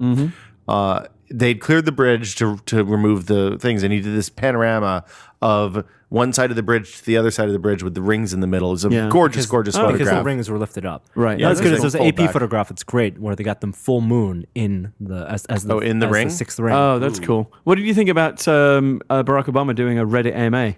I thought that was pretty cool. Yeah? We talked I about it last thought week a little bit. it was. you did? I thought Okay. it was not. It was. He Was there for the 30 content minutes. any good? Because I didn't He really only- see He it. answered 10 questions. Okay. Reddit posted their traffic. I think they had like 2 million like visits per hour at that point. Right. Was it like the was biggest thing they've ever done? They knew in advance it was going to happen. Someone else had the President Barack Obama username. And they took it away from him. Right. They hadn't logged in for years. Right. And they'd worked with the White House offices, PR offices, obviously, Yeah. to coordinate this. They added like 30% more servers. Still couldn't handle the load. The president's answers were very they were form Measured. answers. Yeah. Yeah, I mean, it was always going to be kind of just a bit of fluff, really. Give Yeah, it- there was some controversy later on because they thought one of the questions was a plant because there was a girl who had created a new account just 2 hours before. Yeah. And she had worked at DOJ. But it would turned out someone reached out and she just didn't know her password and created a new I mean, account. were there any interesting questions and answers? Not really. Okay. It was, no. It was like watching the president come on Letterman. The worst part basically. was that because with Reddit and when they do the AMAs, they have a photo to verify. Like if it's a celebrity, they'll post a photo of themselves saying "Hi Reddit" or something. Right. And this photo was just Barack Obama sitting on a computer. Like Yeah, he's not going to be holding up a thing. no, there was no cat in the background. Right. No Right. no Shoe on head. nods to Shoe on Barack head. Obama with a Yeah. shoe on his head would have been a sight to see. Exactly. That would have gotten. It was still kind of weird to see him sitting in just like a shitty office with a laptop. I think he was on Air Force One. I Oh, think it he was like was? between. No, it seemed like it was. I in a think hotel. even Air Force One looks more impressive than that. Yeah. It looked like he was in just a bad office. Pretty sure he was in a hotel, in a hotel. It was like 30 a minutes. workspace in a hotel. And it was good that it was actually him, not just like he it wasn't like was- dictating well, answers to you some know what? intent. Well, for the picture. Yes, for the He picture. probably I'm was. pretty sure he was dictating it, and someone was like grammatically checking everything, Right, and, yeah. and reading the answers over. at the end, to finish off his last question, he was, and if you, I gotta go get dinner with my family now because I never miss family, dinner with Michelle and the kids, Of course. And and if anyone asks what I think about this Reddit business, not bad, which is the Barack Obama meme when he goes not bad, Yeah, he goes, the frowny face from not the bad England thing. So So he actually kind of referenced the meme, which but clearly one of his meme advisors told him to say that, right? He's But not actually. that is the Yes. official end of. We talked about this last week. The end of that meme, because when Barack Obama uses his own meme on that is Reddit the terminus point in for the an meme. AMA, Yeah. that is it Wait, that's for all that you have to meme. do to kill a meme? Yes. Yep. Yeah. Well, Chuck Norris saying all those Chuck Norris things didn't kill it. Yeah. Yeah, did. Chuck- Who Did uses it? Chuck I Norris? guess that's kind of Chuck right. Norris Yeah. is already dead by then. Crazy. Yeah. Yeah, Chuck Norris crazy. Once it's adopted by the mainstream, it's no longer Yeah, no like longer we cool. said last week when Rick Astley came out. Astley. Astley, yeah. And Rick rolled when he did it at the Thanksgiving Day parade, that was the end of was that. it. Yeah, Yes, when my you're right. mom sent me a lolcat. That Yeah. was the. Did That you was read Well, the what article about about lolcats? what about when Exhibit said that the whole car in your car thing yo-yo. annoyed him? See, Was that the end of that? No, Yeah, he has to embrace it. If it annoys him, then it's even Then that better. just powers Yeah, it up exactly, more. It's like we got to do more of when this. when Kayla, what's her name, the gymnast, did the thing on the Today Show and was frowny. the frown face thing. that became. she She did ran that that? into the ground in Yeah. like a week. Oh, okay. Yeah, exactly. Memes have short life. So what was this about lolcats? Oh, there was Somebody should have asked the president what was your favorite lolcat because I'm sure someone did ask, and he just chose. yeah, not it just to didn't get answer. through. Did Yeah. you see Henry Chu? So there's what was Henry voted too, what? in the lolcat or the cat like what was it? International Cat Film Festival. Film Festival. Brilliant. 10,000 people attended in person In Wisconsin or someplace, right? to watch Minnesota. cat videos. The People's Choice Award went to Henri 2, a French cat video. Okay, what's which good is about now that cat? The best. Oh my God, it's acclaimed- fantastic. What is now arguably the best internet cat video. What's good about it? It is a cat's lament. Right. It was one of those things that I saw it on Boing Boing or something. I was like, I don't know. And then I watched it and I was like, oh, this is the best thing I've ever seen. Okay, I'll look it up when I get It's home. on It is Tested. pretty great. Did they give Maru a Lifetime Achievement Award? Maru should deserve a Lifetime Achievement And Award. so here's the thing with internet cats. Wired had this feature article, not just like a mini feature, a full feature article, like a magazine feature. magazine feature article about the phenomenon of internet cats. And did you realize Maru? Of course, you got to reference Maru, who's 5 years old. The god of all internet cats. Yes, Maru. No one knows who the owner is. Right. Really? It would never appeared in the videos. The writer of this article spent months reaching out to the publishers of Maru as a book.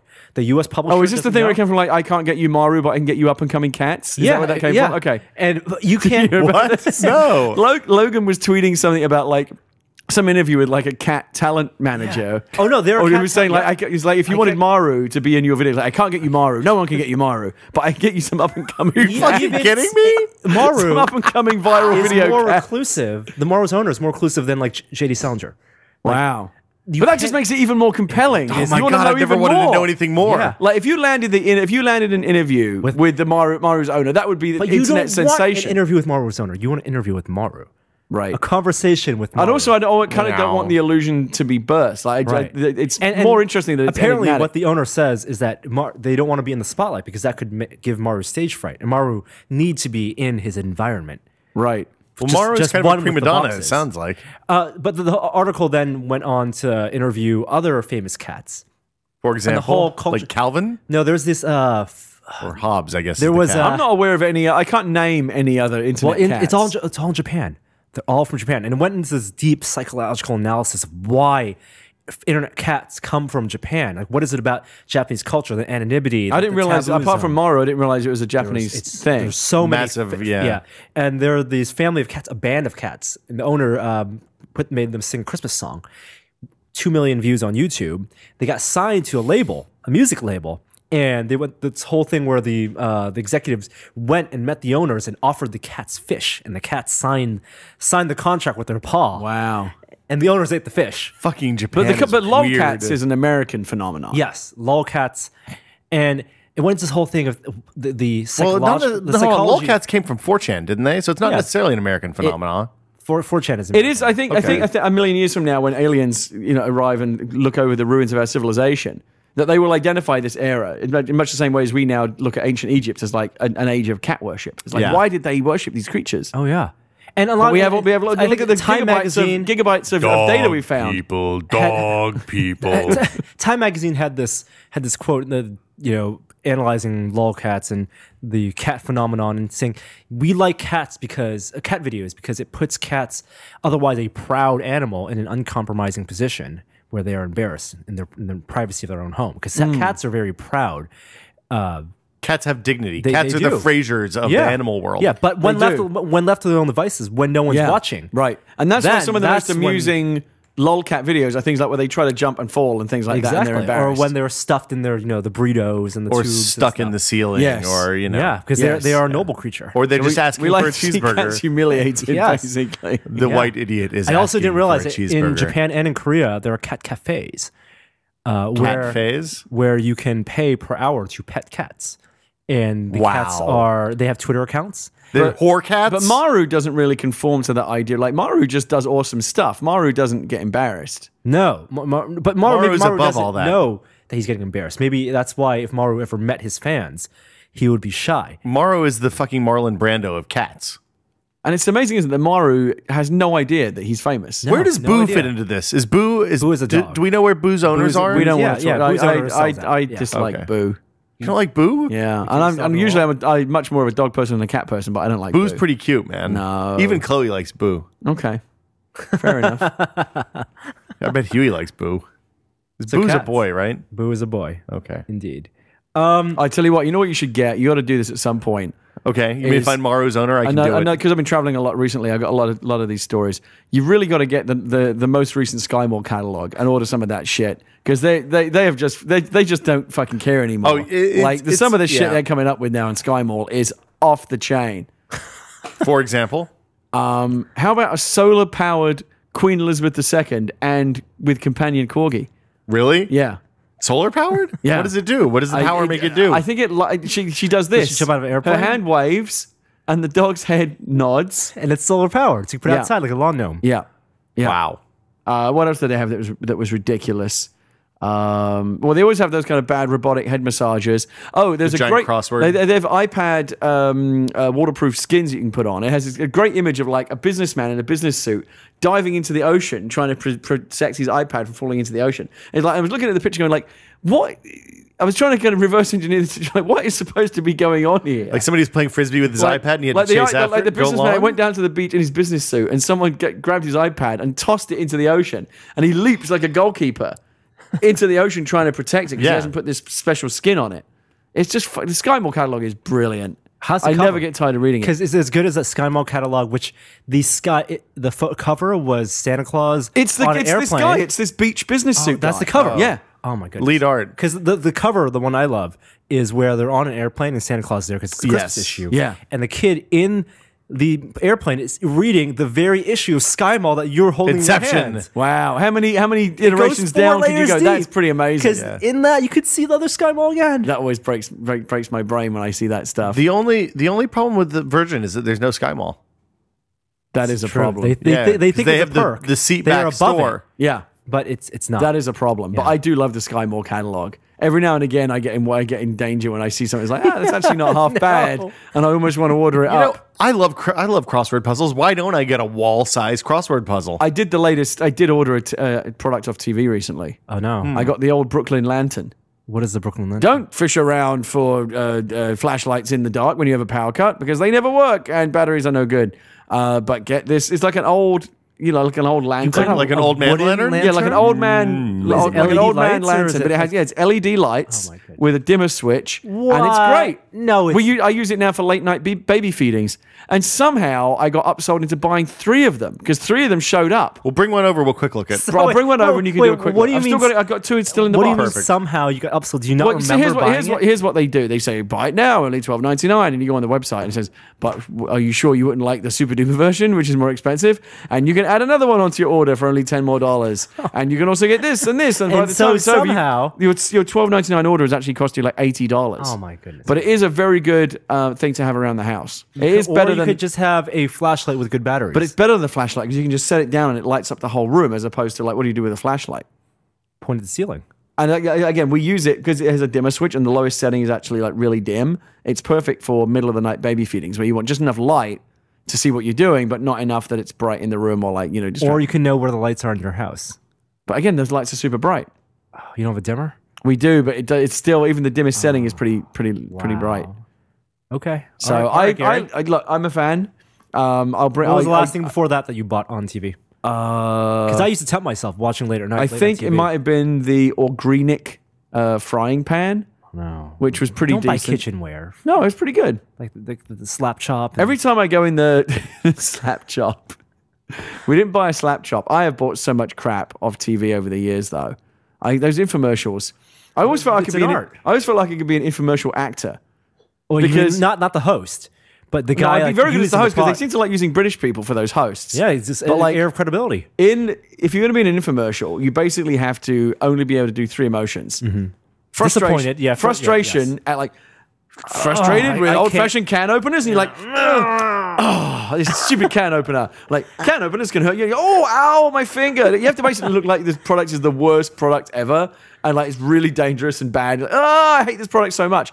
Oh, there's got to be a better way. But wait, there is. And then magic pops up in your hand. Well, and here's the thing: if you're in that kind of infomercial, you only need the third emotion, which is I'm so delighted by this new version of the product, which is so easy to use that you've offered to me. It's like, oh, this is so much better. Look, this is amazing. That's basic infomercial. But if you're going to be in one of those, have you done those ones where they have like it's a whole presentation where they have like the family like round? A panel. Yeah. Like they did one for the Magic Bullet. It was a bunch of people like having a party at this guy's house. Oh yeah, that thing's really a piece of shit too. So you have to. So it has to be frustrated. Like, oh, this old salad chopper is terrible. And but you get skeptical. Yeah, that's the missing link. Yes. You got to have skepticism. No one product can do all what you're saying. Making baby food. So I don't believe it. It chops salad, applies the dressing, and cooks it all in 10 minutes. No product can do all of those things. How much does this cost? And for only $4.99? No nonsense. way. And then the guy does it, and then that's when you do that's amazing. It actually does all these things. Where can I buy one? So yeah, as long as you can do those 3 emotions, you can be in infomercials. I've often thought about doing it. Gary, what talking about your lantern? Well, it's kind of I'm going to bring the lantern in for you. Okay. And but it has these ranges. It has don't fumble around in the dark for flashlights, and the guy's like fumbling around and like he can't find his flashlight. Ow, and the batteries never work, and the guy's going like, stupid battery. Does the whole thing. And then it goes to the Brooklyn. hands on the hips. Grimace is really the one, right? Yeah. Little vibrating the head. Yeah. And then the Brooklyn Lantern comes in, and it's like it's so good. Because clearly this is like what Death carries, just to be clear, right? It's like one of those. Scythe, Brooklyn Lantern. Look it up right now. It's old with an E, because that's authentic. Oldie Brooklyn Lantern. Oh my God. .com. Is it the old THYME? And it says it's made of the fourth thing. Made of genuine metal. And genuine metal. Wow. Metal. And it's like bismuth. Authentic antique glass. I don't know what it means. Antique actually means like it's really old. But no, it probably means it's antiqued. So they've treated it to appear as though it were antique. So there it is. It looks modern. Yeah, it looks quite vintage style. Yeah, so let's show Will a picture of it. And as you can see there, so does it not use batteries? No, it uses 2D batteries. Well, how can they talk shit about batteries in other flashlights if that thing uses batteries? I don't know. Apparently, batteries in flashlights die out. Batteries don't die out in this thing. It's good because it's good for 10,000 hours. 100,000 hours. That's 100,000 hours. D batteries paired with LEDs you're right, it is $12.99. Yeah. Yeah. Wow. So I feel like I should get one of these. Lady looks so happy. It's great. I'm going to keep one in the car. These for old people also. And one for power cuts. It's great. Does it have a reflector so you don't blind yourself with it? In the commercial, Gary. Well, it has a dimmer switch. Open flames are very dangerous. But what if you hold it up here, isn't the light going to come back and blast in your eyes? And No, because I think the light is kind of diffused by the glass in some way. I don't think that's the way it works. This family can play board games. I like board games. When power's out. But that's the thing. The people in the commercial are obviously so taken with it that they're cooking, they're doing other things that clearly they're powerful. They've just like turned off all the lights in the house so they can have the old Brooklyn Lantern. Sounds pretty awesome to me. Yeah. It's a good product. It's one of the things that I bought off. See the difference. Look at that crappy flashlight. Look at the light coming off of that. What they should do is have a third one there. Bring it in here, turn all the lights off, and you can do a test. We compare it to candles and have the third house burning down. Yeah. Teach people an important lesson about candle I liked safety. it. I thought it was a good product. And it's going to be available in stores as well. Fantastic. So I was quite pleased with that. Oh my goodness, Gary. I buy all this crap off the TV. I've got so many crappy products that I bought off TV. Yeah, me too. So I threw out two occasionally, every now and again, I buy all the crap because every now and again, one of them is really good. Oh, no, I tell you what the last thing that I bought was the Insta-Hang. It's like that staple gun for the wall. Oh, that thing's terrible. No, it was all right. It just makes holes in your walls. Well, yeah, that's what it's supposed to do. The worst one is the one that's a coat hook for the walls. You just grind it into the mortar, and then it drops, and then it. Hook. I do want the so one, bad. the one that they have now. It's called the super sticky, or it's like a roller. It's like a lint roller. Okay, but it doesn't. You don't peel off the paper. You just rinse it off, and it's super sticky. Peeling off the paper lets you sticky see. buddy. It's called the sticky buddy. Lets you see all the lint and that the thing's, grime you're getting. remember off your those shirt. things you used to get and you'd throw them at glass and they'd kind of walk down the sticky those little worms, things. yeah. That's what your super sticky is. It's only going to stick twice and then it'll just be a useless kind of. No, jelly. you can use it over and over. They said it on understand. TV. You can't say that on TV if it's not true. Okay. There's American laws. Clearly, that's true based on this season's political campaigns. Well, Speaking of fires and lanterns, fire is more likely. Wow, nicely done. So Amazon has stopped selling the Kindle Fire. They're sold out. Wow, hold on. That segue gave me whiplash. What happened there? Is this an opportunity? Speaking of fires from candles magic that they lantern? burn Yeah. down your house, Amazon has stopped selling the fire. Okay, I'll go with it. Yeah. He was Why a not? little late. He should have cut off before he started talking about the worm. I could not crawl. stop Yeah, you you guys. should have got in early. Yeah, But okay, so they've stopped selling the fire because we're Fire 2 is going to be expecting coming the out. Kindle Fire 2 to come out. Can we talk about how much the Nexus 7 just fucking trounced the Kindle Fire? Oh yeah, Nexus 7's good. I don't know what the Kindle Fire could do, even at a low price point, to make me not want to use Nexus 7 or use that instead of a Nexus 7. Well, because it's still going to be this kind of forked specific, basically Exactly. a fancy Amazon shop. Unless it's free, which they can't do. The economics don't work on that. Even if it's ad driven, they cannot. Free How could with they- Prime. Free with Prime, they could maybe Super do. Prime. Free with 150 Prime would bucks. actually be pretty sweet. Getting people on Prime is the best. You know why Prime works? Because all they want to do is get you into their ecosystem. Prime works because I don't think of like Prime streaming, live streaming, even though Amazon is getting better selection of movies. I don't think of that as the feature for Prime. I'm getting the free shipping. Yeah, but you get it all. Think Yeah. about the deal you get for $79. Or let's say they do a special Super Prime $99 version that includes the tablet. So you get the So you pay tablet. $20 more, you get this web tablet. You get the web tablet. You get all the Prime Video that you can Yeah. watch on it, Which they and just you- added a and whole you- bunch of and stuff. you- and you get your free That video, bits. and you get your free shipping. Yeah, on September 1, they added a ton of stuff to Prime Video, Oh, too. did they? Okay, Yeah, so it's look all... into that. Remember a few months ago when you couldn't watch any of the Marvel movies? They're all there now. Yeah, I love it. thought you were back on Netflix. I watched Blue Hawaii on Netflix. The Elvis movie? Yeah, I felt like watching an Elvis movie. Okay. God, they were terrible. Why does anyone ever feel like watching an Elvis movie? I just They're felt all like bad. it. I felt like it, and I didn't remember how bad they were. No, he couldn't act. Yeah, they were terrible. He just sang. Eddie Murphy nailed it. He sang the Yeah, lines. just sang everything. Yeah. Yeah. So We're gonna win this race. You know, But you know what's amazing is that it's nice to be. It must have been great to be a star of that level because I mean, we talk about like Will Smith and Brad Pitt and Johnny Depp. But I don't think it was anyone ever as big as Elvis was in his day. Michael Jackson. Like Blue No, he Hawaii- never acted. Do you know what the pitch for Blue? I'm making this up, but as I would imagine it, what the pitch for Blue Hawaii was, it was Elvis saying, "I want to do a movie in Hawaii," and that's it. Right. And suddenly they're in Hawaii making a movie. Yeah. Same thing happened with the Beatles too. Some of those Beatles movies are not good either. Some are actually good. I've never the seen one which with the one was ring. good. Yellow Submarine's good. Oh, I probably never saw Yellow Submarine. I saw Hard Day's Night or something like that. Help. Help. Yeah. Yeah. I don't know.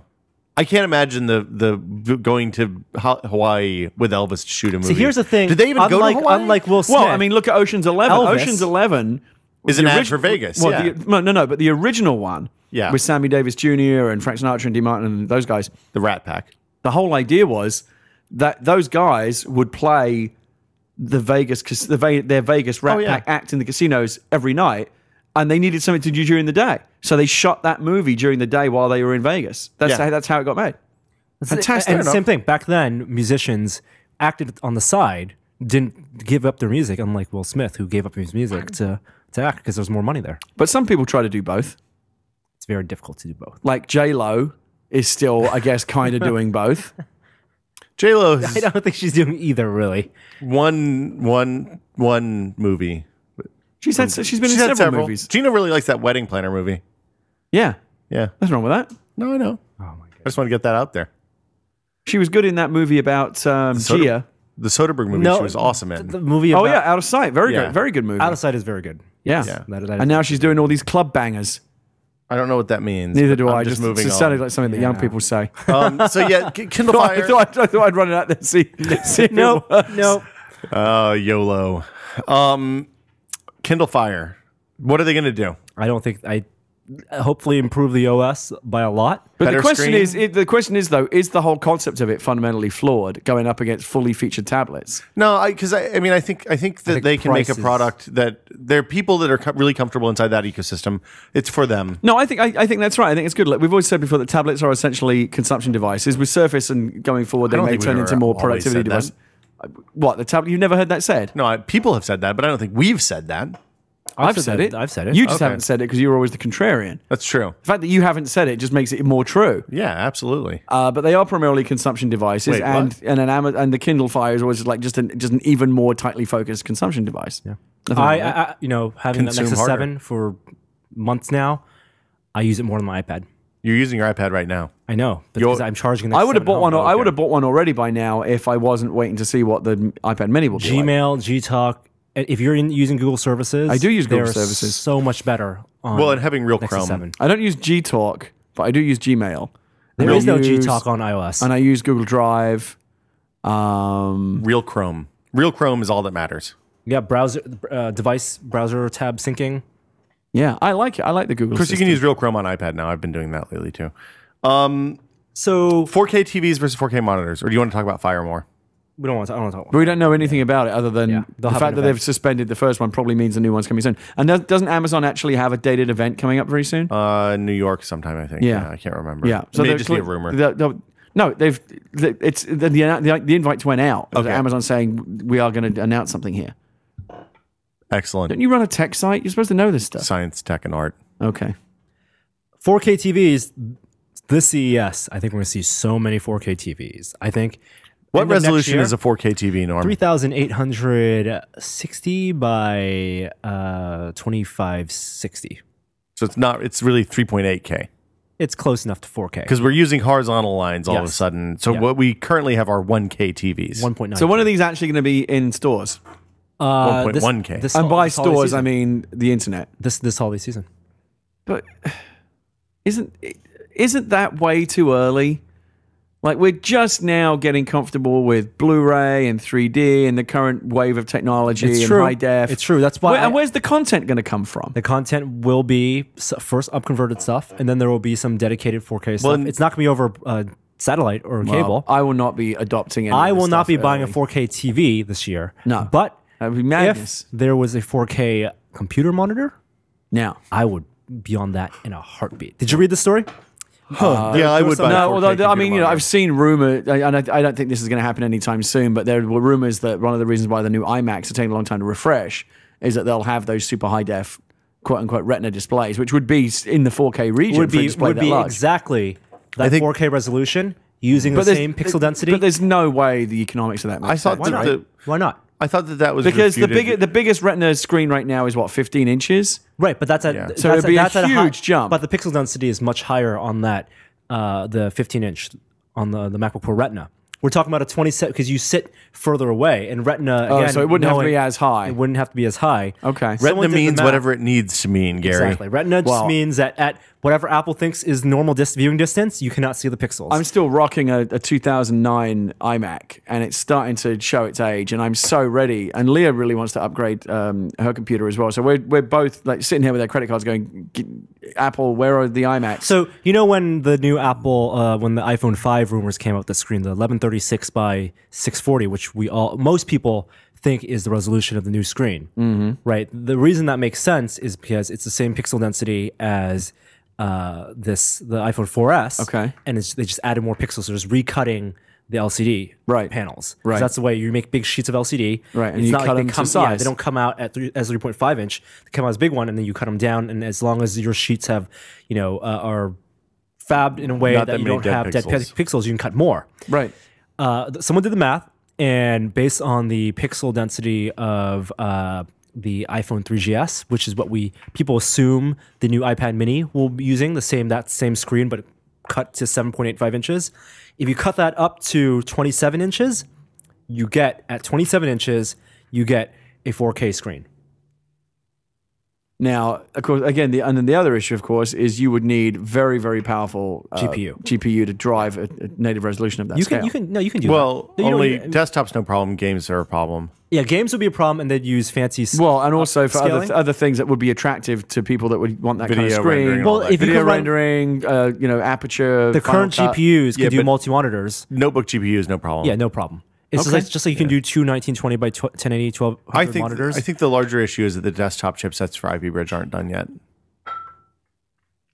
What do you mean desktop chipset? I think for that Ivy Bridge? the desktop chipsets for Ivy Bridge aren't. So I think for IMAX. for You're IMAX. why- Yeah, but I'm talking IMAX, about- I think that's the- I think IMAX that's the- basically use notebook boards, don't they? kind of. It's kind of a weird hybrid. It's like a notebook. It seems like it's a notebook system with. It depends. It depends on what the power output of the different CPUs. Well, I'm is. very. There's got to be a reason why this particular cycle is so overdue. Is that I don't think it's just like a spec bump. This is going to be a big refresh. I mean, the other stuff that's missing on the IMAX is USB 3, and there's only been one generation of Thunderbolt IMAX. So like no USB 3. but is I think real. you're going to see like stinker. a real new aesthetic you think? redesign. Yeah, Wow. we'll see. Maybe Also- they'll bring back the table lamp style God, that no. we all liked so much. God. If you can move it and put it down. and do a touchscreen. that? It was great when it first came out. I liked it. I missed the cube. I wish we had more cubes. I loved the cube. I never understood why it didn't Because succeed. it overheated. Yeah, because Oh, it did it? didn't work because it terrible. was mechanically bad. But the design was nice. It's cool to move around, but you never move those desktops around anyway. Yeah. You can buy a 2560 by 1440, which is I think the same resolution as the 27-inch iMac. Right It is now. the same. You can buy one of those screen LCD monitors for $400. Wow, really? And Is this the thing Wes wrote about? this is from Korea. If you buy an imported Korean monitor, you can buy it off some online retailers or eBay. They're all made by LG. These the panels, and so it's basically the same panel that you get in an Apple Cinema display, but in different packaging. And as opposed to paying $1,000 for it, you can buy it for $400, and people that's seem to be very pretty happy. good value. All right.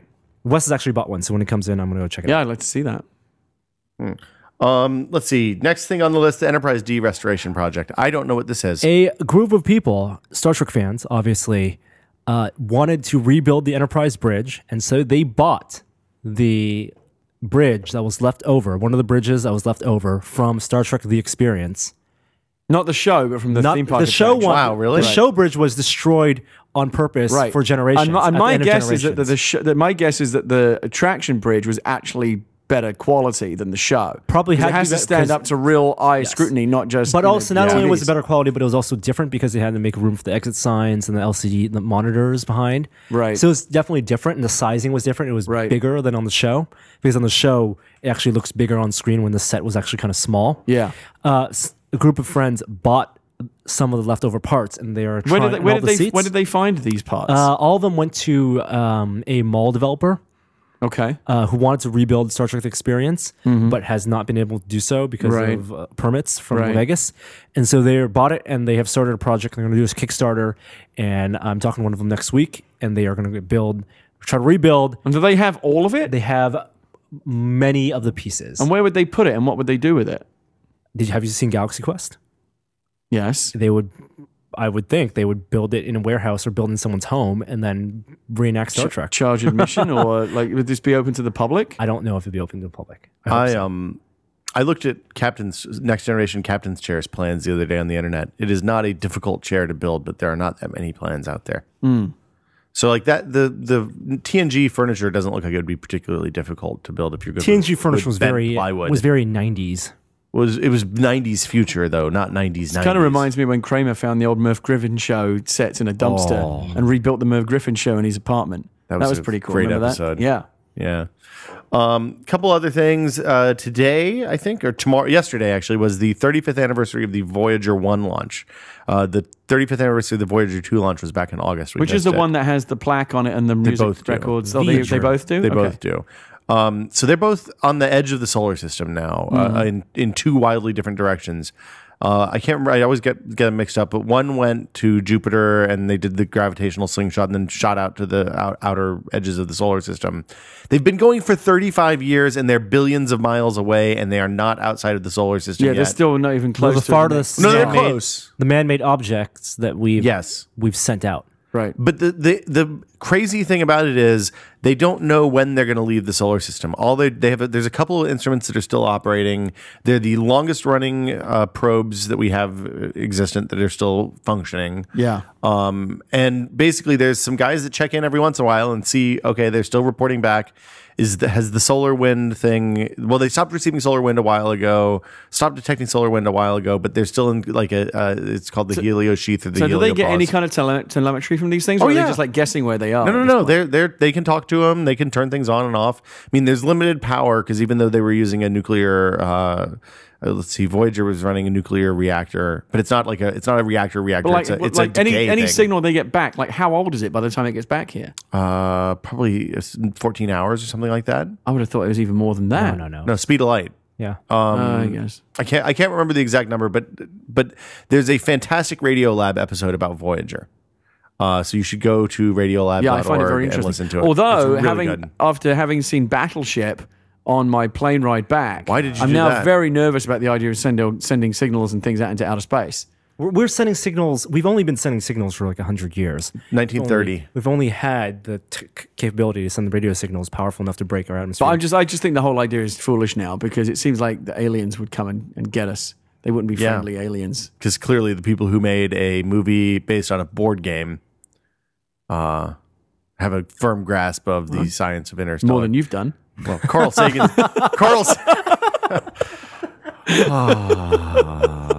God damn it, Gary! I missed you.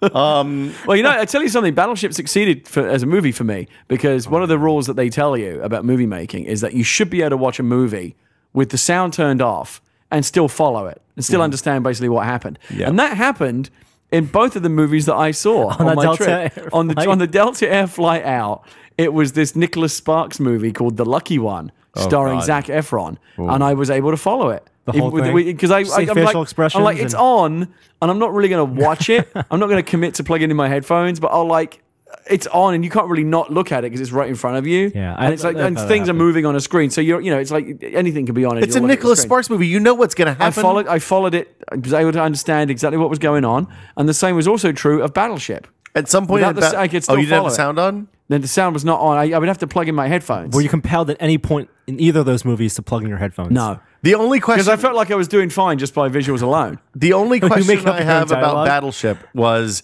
at some point, does Liam Neeson say, "You sunk my battleship"? I don't know if he says that, but certainly at some point there is a thing where they put up a grid and they start firing things at like A6 and B4 and they say hit and miss. Oh my they do God. actually do that.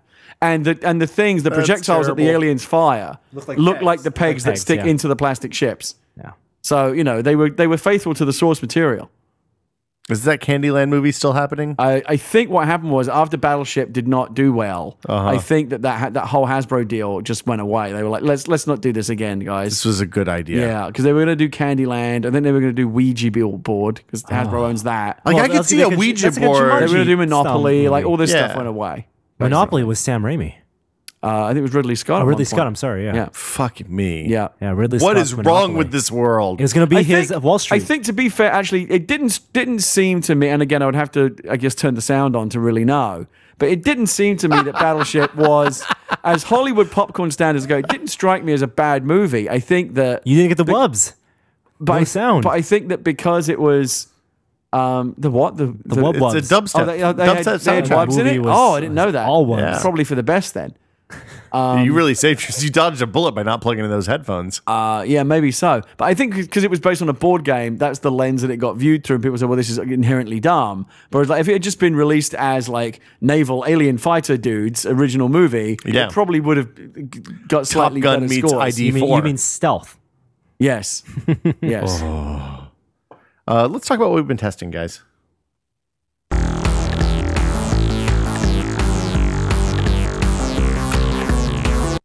Gary, we went to PAX this weekend. We did. PAX Prime. How was PAX?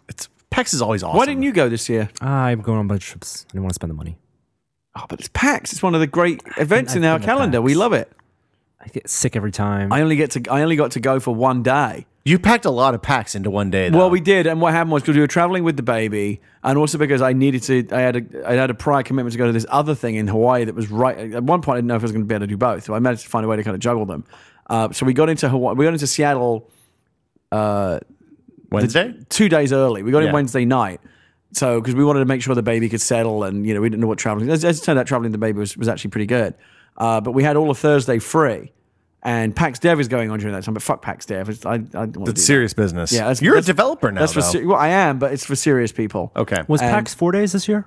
No, 3 days. it will be next year. Okay. It was 3 days this year, and so we took Thursday just as a complete tourism day, and we wandered down the street to Pike Place Market, which I've always wanted to go to. Gina and I did that on Saturday morning. And it's a wonderful place. Many great places to eat. It's fun to see the fish market guys kind of lobbing the fishes around. It's a great, spectacle to see. I saw a lobster tail the size of my calf. I went to the first ever Starbucks, the original Yeah, Starbucks. the logo is very different. Yeah, well, the logo is very different. And what I like about it is that even though it does essentially function as a tourist attraction, there's a line out the door because everybody wants to go to the first, and they sell a lot of merchandise. But they haven't turned it into an attraction. No, it still looks like an a alley. humble It's kind of small, mom and pop coffee shop. And I like that a lot. And I went in and I bought a coffee to say I could do it. And I also got a mug that says the first Starbucks. That's good. And I enjoyed my experience immensely. How many Starbucks could you see from the first Starbucks?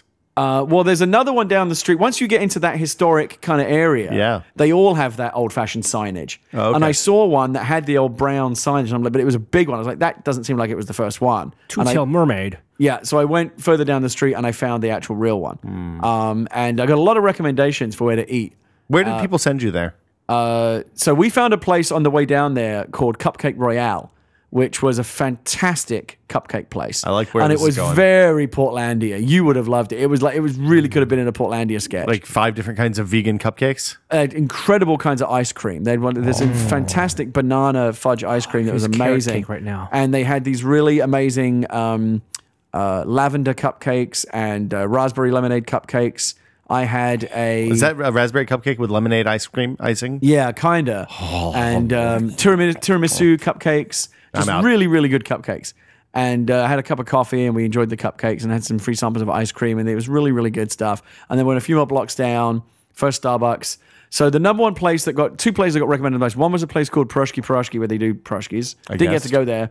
But the other place that got recommended a lot was this place called Beecher's Cheese, where they specialize in cheese, and they have two things. I saw that. Two things they're well known for. One is just really good mac and cheese, and the other one a really good grilled cheese. Amazing sandwich. grilled cheese So we sandwich. got one of each. And the weird thing was, I tweeted about it, and the official Beecher's Cheese Twitter account tweeted me back. And they were tweeting me while I was in the store. It was just this weird kind of combination The of like tweets were real coming life from and, inside the store? Yeah, real life Was and it internet some life. guy like behind But the counter? the mac and cheese was all right, but the grilled cheese was terrific. And then we wandered around the actual farmer's market part itself. And I stopped Tossing at a lot of fish different, and- stopped at a Chinese hole in the wall place, and I got some crab rangoons, had some of those, had really good calamari, had this incredible thing that was called a raspberry thumbprint, which is basically like a big shortbread cookie Yeah, with like those things raspberry are jelly great. on top. Oh my God. There was You know why they're called that? Because you jam your thumb in and you put the raspberry jam in there. and it was this. I mean, you can wander around there all day and just eat so many kind of good different kinds of food. So was it just jam packed on Thursday? Like you couldn't walk? It was. I wouldn't want to be there on a Saturday. Let me tell you that. Saturday there were too many people. Yeah, it was pretty busy. It was scary. Did you go into the underground area where they had the comic book store and Yeah, there's didn't like go a down whole there. magic shop and the Yeah, they had, I mean, there's 3 different levels. It goes way down. It actually goes way down. We went to the second level, but we didn't go all the way down because there were too many people. It got kind of scary. Yeah, it got Random Saturday. question. I'm glad we went on the Thursday. You mentioned sweets in a pastry shop. When I say macaroon, what type of pastry do you think of? Well, what I think of these days is like one of those French style ones that looks like a little. I don't know how you describe it, but it's very light and airy with a little bit of cream coconut? in the middle. Well, it can be. Macaroons I are only always knew coconut. I only knew macaroons as that coconutty. Yeah, they're thing. always You have the coconut. chocolate. I did not know. No, that's not what I think of. I think of the French style ones. I think about the Oreo with the filling. Yeah, I did not know that was a macaroon. That's a macaroon? The coconut Yeah. style is what I used to I think of as used a to think of the macaroon. But coconut. that's I love my the thinking has coconut changed. pastry, like the Madeleine-esque. Yeah, kind of. with coconut, or we can have chocolate on top. Well, the Madeleine's a little seashell-y looking I know. thing. I mean, the same type of like bread though. Same type of. There's also a dough. really good, like a spongy Yeah, kind of. there was spongy, also but a, with coconut, but now there's the Oreo kind. Yeah, with different basically. flavors. I don't like those. So gross. That's crazy. There was a very good chocolate shop that had a sign outside that said 10% off if you show your PAX badge. So we went inside and we got some really good chocolates. Show your PAX badge. Did you Yeah. have different color PAX badges this year? No, we're both the same. I was not a special guest. This I year was a 'cause I special didn't guest. Speak. That was nice. I was just a 3-day. I was just going for fun, but I saw a lot of stuff. And very, very excited because they have there a great preview of what we're getting now in San Francisco, which is a city Target. We went to the city Target, and it's Hold on, you don't cool. eat at Chick-fil-A, but you'll shop at Target? what's wrong with Target? Target's run by neo-fascists too. Have they publicly said that gay people I are think horrible? so. I don't think they said they're horrible, but they have policies that are No, I'm not familiar with that. frowned Familiar upon. with that. Not Stop familiar. talking. Stop talking. If I don't know about this, it doesn't But count. I enjoy. I think Seattle is a great city. We have not Jeff talked. said clean San Francisco. Since Pinkberry, kinda. Pinkberry open, and also widest sidewalks ever. Pinkberry's changed Yeah. its menu over again now. Have you seen now what no, they have no, now? no more watermelon. Fall colors, fall flavors. Chocolate hazelnut is now Well, first of all, the flavor Seattle, du jour. super wide sidewalks, same as Portland. Love incredibly wide sidewalks. But Pinkberry opened downtown San Francisco. Have you been? No, but I now know exactly where I've reconned it. I know exactly where it is. Right, at Macy's. It's But the inside weird of thing is, Macy's. I'm at the airport more often than I am downtown. Yeah. now. Like my Pinkberry, and let me tell you something. I am very, very close now. Pinkberry VIP. I'm very close. I always ask. I to always say, I don't a want the free card. I don't want the card either. Pinkberry. I only need 1, 2, 3 more stamps. And I was very annoyed because the Pinkberry in Hawaii does not honor the stamp, so I should be too close. program. Here's the thing about having a Pinkberry in the city now. When I go through Terminal 2, I don't automatically get Pinkberry anymore. I don't automatically get it, but it's a rare occurrence. You when I automatically don't get it on the way there. You don't automatically get it on the way. I used to always get it automatically, unless it was the one-day trip and it was back and forth on the same day, because then that's just too much. I've done that. I know, Disagree. I've seen that. Yeah. Yeah, that's totally doable. But now that it's an option in the city, even though I never go to Union Square, Yeah. I don't feel the pressure to get Pinkberry. I always when No. it's almost Union Square gives you the option then to get the larger size. it's weird. Pinkberry's become the only place that when I see it, I'm like, well, now I have to have Pinkberry. Like the option of just walking past it is just it's not an option. And I've got my order down now, so like, I know exactly. It bums me out because it's going to change. You know what pissed me off is the crepe bits that you introduced me to last year. Yeah, see, they swap them around. They're not there. I haven't seen them in a year. But again, you win some, you lose some. So like my thing was the coconut Pinkberry, well, the peanut butter Pinkberry yeah, I love the poke peanut with butter. the chocolate pretzels and the brownie toasted bites. almonds and that chocolate crispy sludge that you have to pay 50 cents extra for. Yeah. And but they've got rid of the peanut butter flavor, and they've brought in chocolate hazelnut. What? Oh, hello. And they've got rid I like of hazelnut. So basically like Nutella? Nutella? and they also got rid of the peanut butter crunch Jinx. topping, but they've replaced it with Nutella because it's So you can double hazelnut is Nutella? the theme at Pinkberry right now. Yeah. And you can get a chocolate hazelnut Pinkberry that has these little waffle straws kind of shot through with hazelnut. Oh, Yeah. really good. Can I tell you what Norman Chan does that makes me sad when we go to Pinkberry? I get plain Pinkberry. Norm doesn't get toppings. No toppings, only plain. I don't understand. To me, as much as I like the purity- yogurt, it's really just a delivery purity of the mechanism for the yogurt. toppings. Yeah, exactly. Purity of the. I would buy a cup full of toppings if they sold it. Newbie, by the way, now has Oreo cheesecake flavored. You talking about the one in Not Stonestown? interested. Yeah. Oh, or not No, the one Stonestown. that's- the one on Lakeshore. Sloat. Yeah, Yeah. I go there all the time. Yeah. I went to PAX too. Yeah, but no, you got to. I was enjoy, there. I was only there for one day, and because we had the baby with us. Yeah. How was baby? She was great, but She was a trooper, man. she was great. But movements obviously were somewhat limited, and she did have a bit of a meltdown later in the day. We realized that we had kind of asked a little bit too much. You of her. pushed too hard. We didn't, but we didn't. She was fine up until the point where she decided she had had too much 2 hours ago. Yeah, she made know, it through your panel. She made halfway through. She was pretty good even when she flipped But out. she was there all day, and she went. Thank God for PopGap and their Plants vs Zombies Pinball Lounge. Yeah. By the way, Plants vs Zombies Pinball is really fun, and I'm going to be getting that. You're just saying that because you sat in their lounge. No, for I'm 2 getting hours. it because games like that and Rock Band Blitz, when you've got a baby now, you're happy for like 5-10 minute gaming sessions. So you play games that can be played in little bite-sized true. chunks.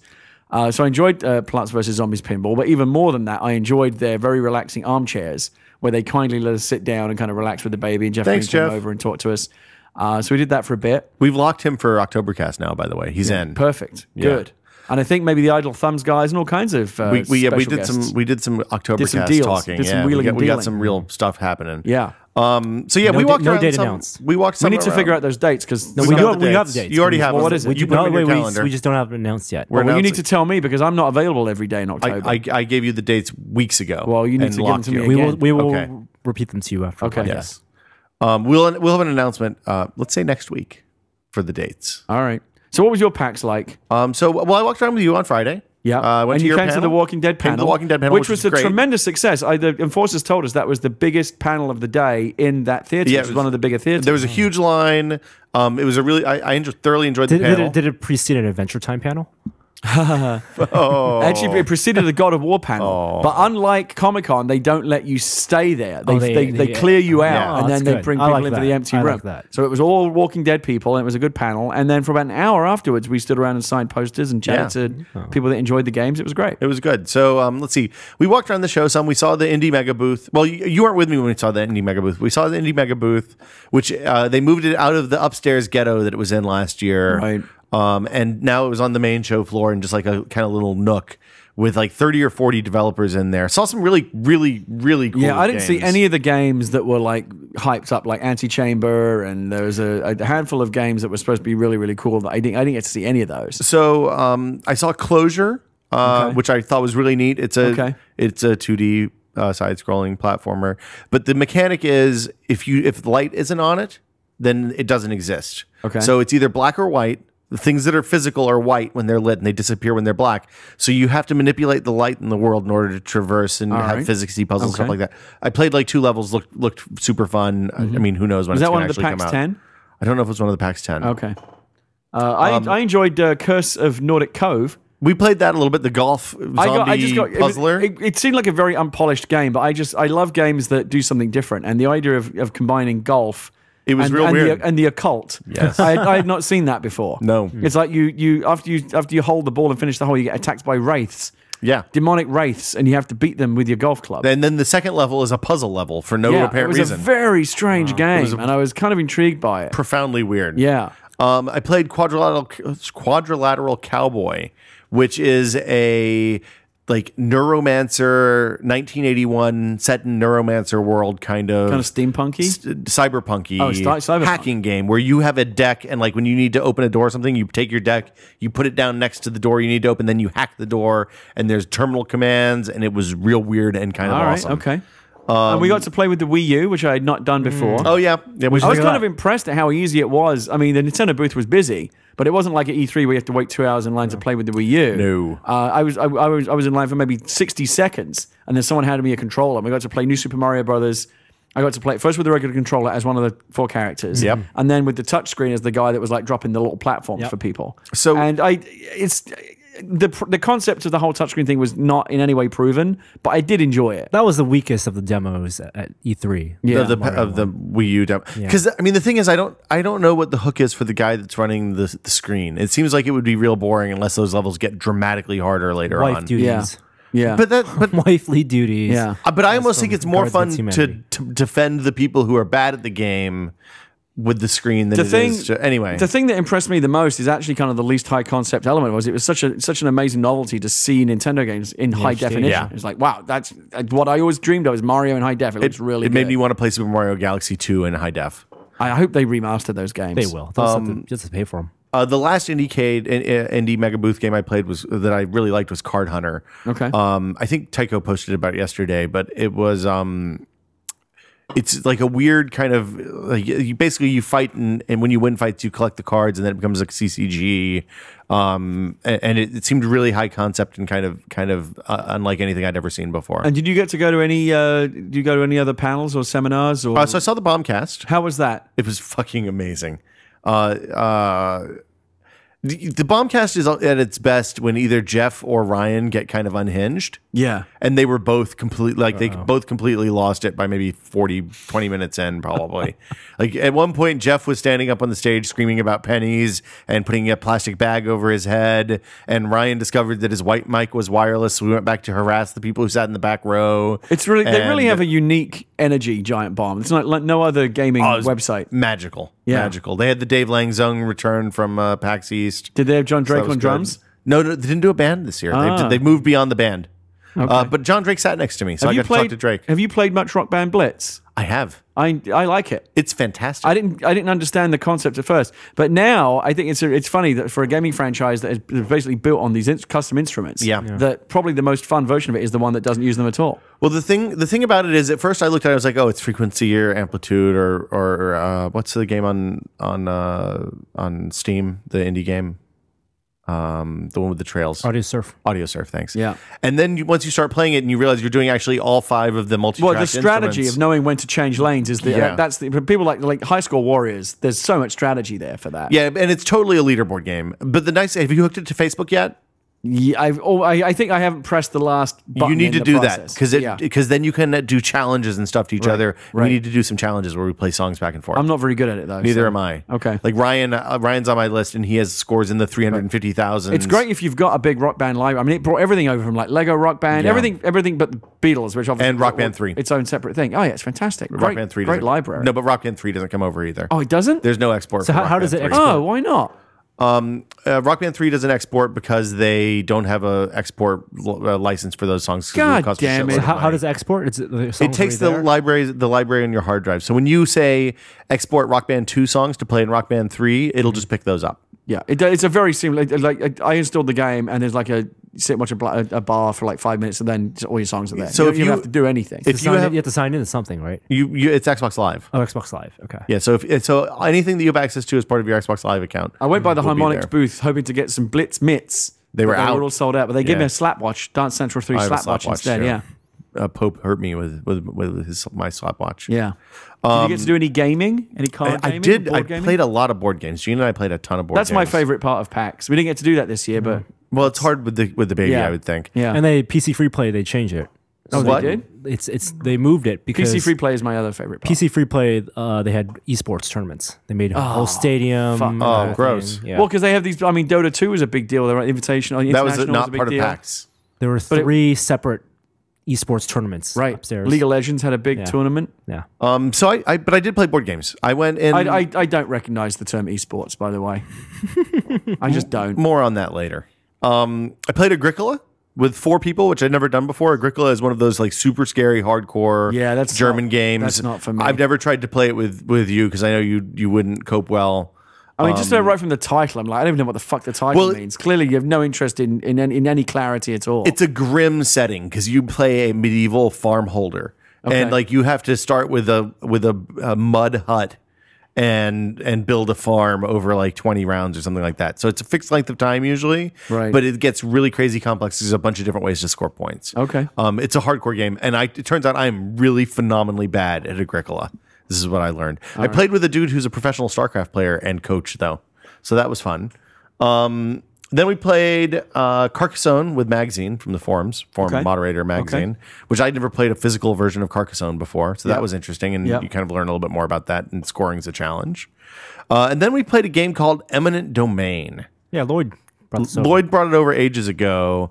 It was a Kickstarter, and it's from a guy named Seth Jaffe and his company of people. It is a fantastic game. It's a 4X game it's a 4X deck building game. So you have planets and spaceships, and you can colonize planets peacefully. You can attack them with warships. Oh, I like the sound of You this can one. do research to gain points. You can what's the other way you can get I like points? galactic domination You type can games. do trade stuff like trade and industry. I'll play that. Fucking awesome. And it's like and what's the How long does it what's take? the difficulty level? it's perfect for you. So What's very what's low. the length of the Very game? low. Okay. 45 minutes to an hour for 2 Wow, people. that's Oh not yeah, that it's bad at all. totally manageable. Yeah. And at Comic Con, I haven't unwrapped it yet, but we should also play Paint the Line. I got that too. I've got the card I got a game for copy of that as well. Yeah. The other thing about Eminent Domain is, unlike a lot of deck building games like Dominion, where you have 4 people playing and there's nothing to do between your turn and the next, there's a mechanism where you follow on other people's actions, and so like you have to do something at each person's turn, which gives you kind of constant refreshing of your strategy and how you're going to play. All right, sounds good. It's a phenomenal game. We'll have to. I Have love a game night PAX, and and play. I'm glad that it's going global. It's going well. You know, they've got Australia coming up, and hopefully they'll do one in Europe, and 4 days in Seattle next year. I think next PAX East again. We're trying to That's figure out awesome. if a year from now it's going to be easier or more. We actually think it'll be more difficult, to have a 1 year old. Absolutely. Yeah, I think But so. we're still going to. But I think we're going to try and come up with some plan to kind of like, find ways to offload the baby, like stick her in a garbage can or something for a few hours. Get a cage, baby Yeah. cage. Yeah, we'll find ways to do it. Hey, Disneyland. Hey, I got to do 2 other things. I street passed a lot with my 3DS. Oh yeah, it was fun to see Brad Schumacher had his 3DS in like a cross shoulder strap. Yeah. So it was like available for street passing immediately. I street passed 200 times. Holy shit. I did at one Dirty. point. Did you wash your hands after? At one point, I just stood outside the Nintendo area where all the people had their 3DSs out and street passed over and over and over again. It's crazy. Until I was chafed. Crazy. Got sore.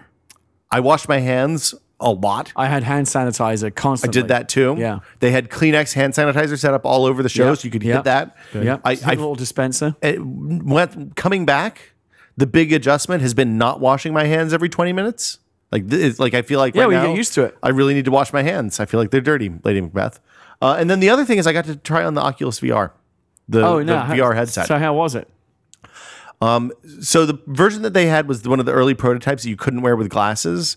So the final ones are going to correct for bad vision. Like they'll have built-in vision correction for each eye independently.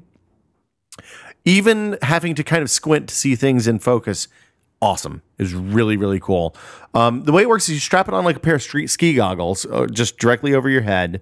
And then basically they turn on the game and your head movements move. We were playing Doom, the BFG edition of Doom, which is what it'll ship with. Your head motions kind of track the cursor back and forth, left, right, up, and down. Okay. And then everything else is you use a gamepad. You used a gamepad to control. Right. So you could still use the right stick of the gamepad for big movements, like turning around 180 degrees. But basically, I had incredibly fine control over shooting monsters in Doom 3. Like I could have, if I was playing Dead Space, it would have made shooting the arms off of stuff really, really easy.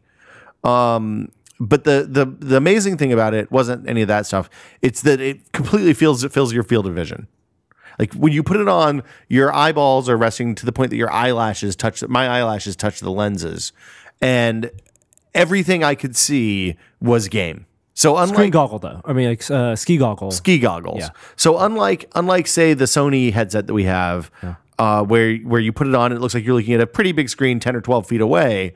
This looked like everything that you could see all around your eyes was Doom. I like that. It was pretty cool. And it's 3D, of course, too. So they're doing a single panel that's split with optics.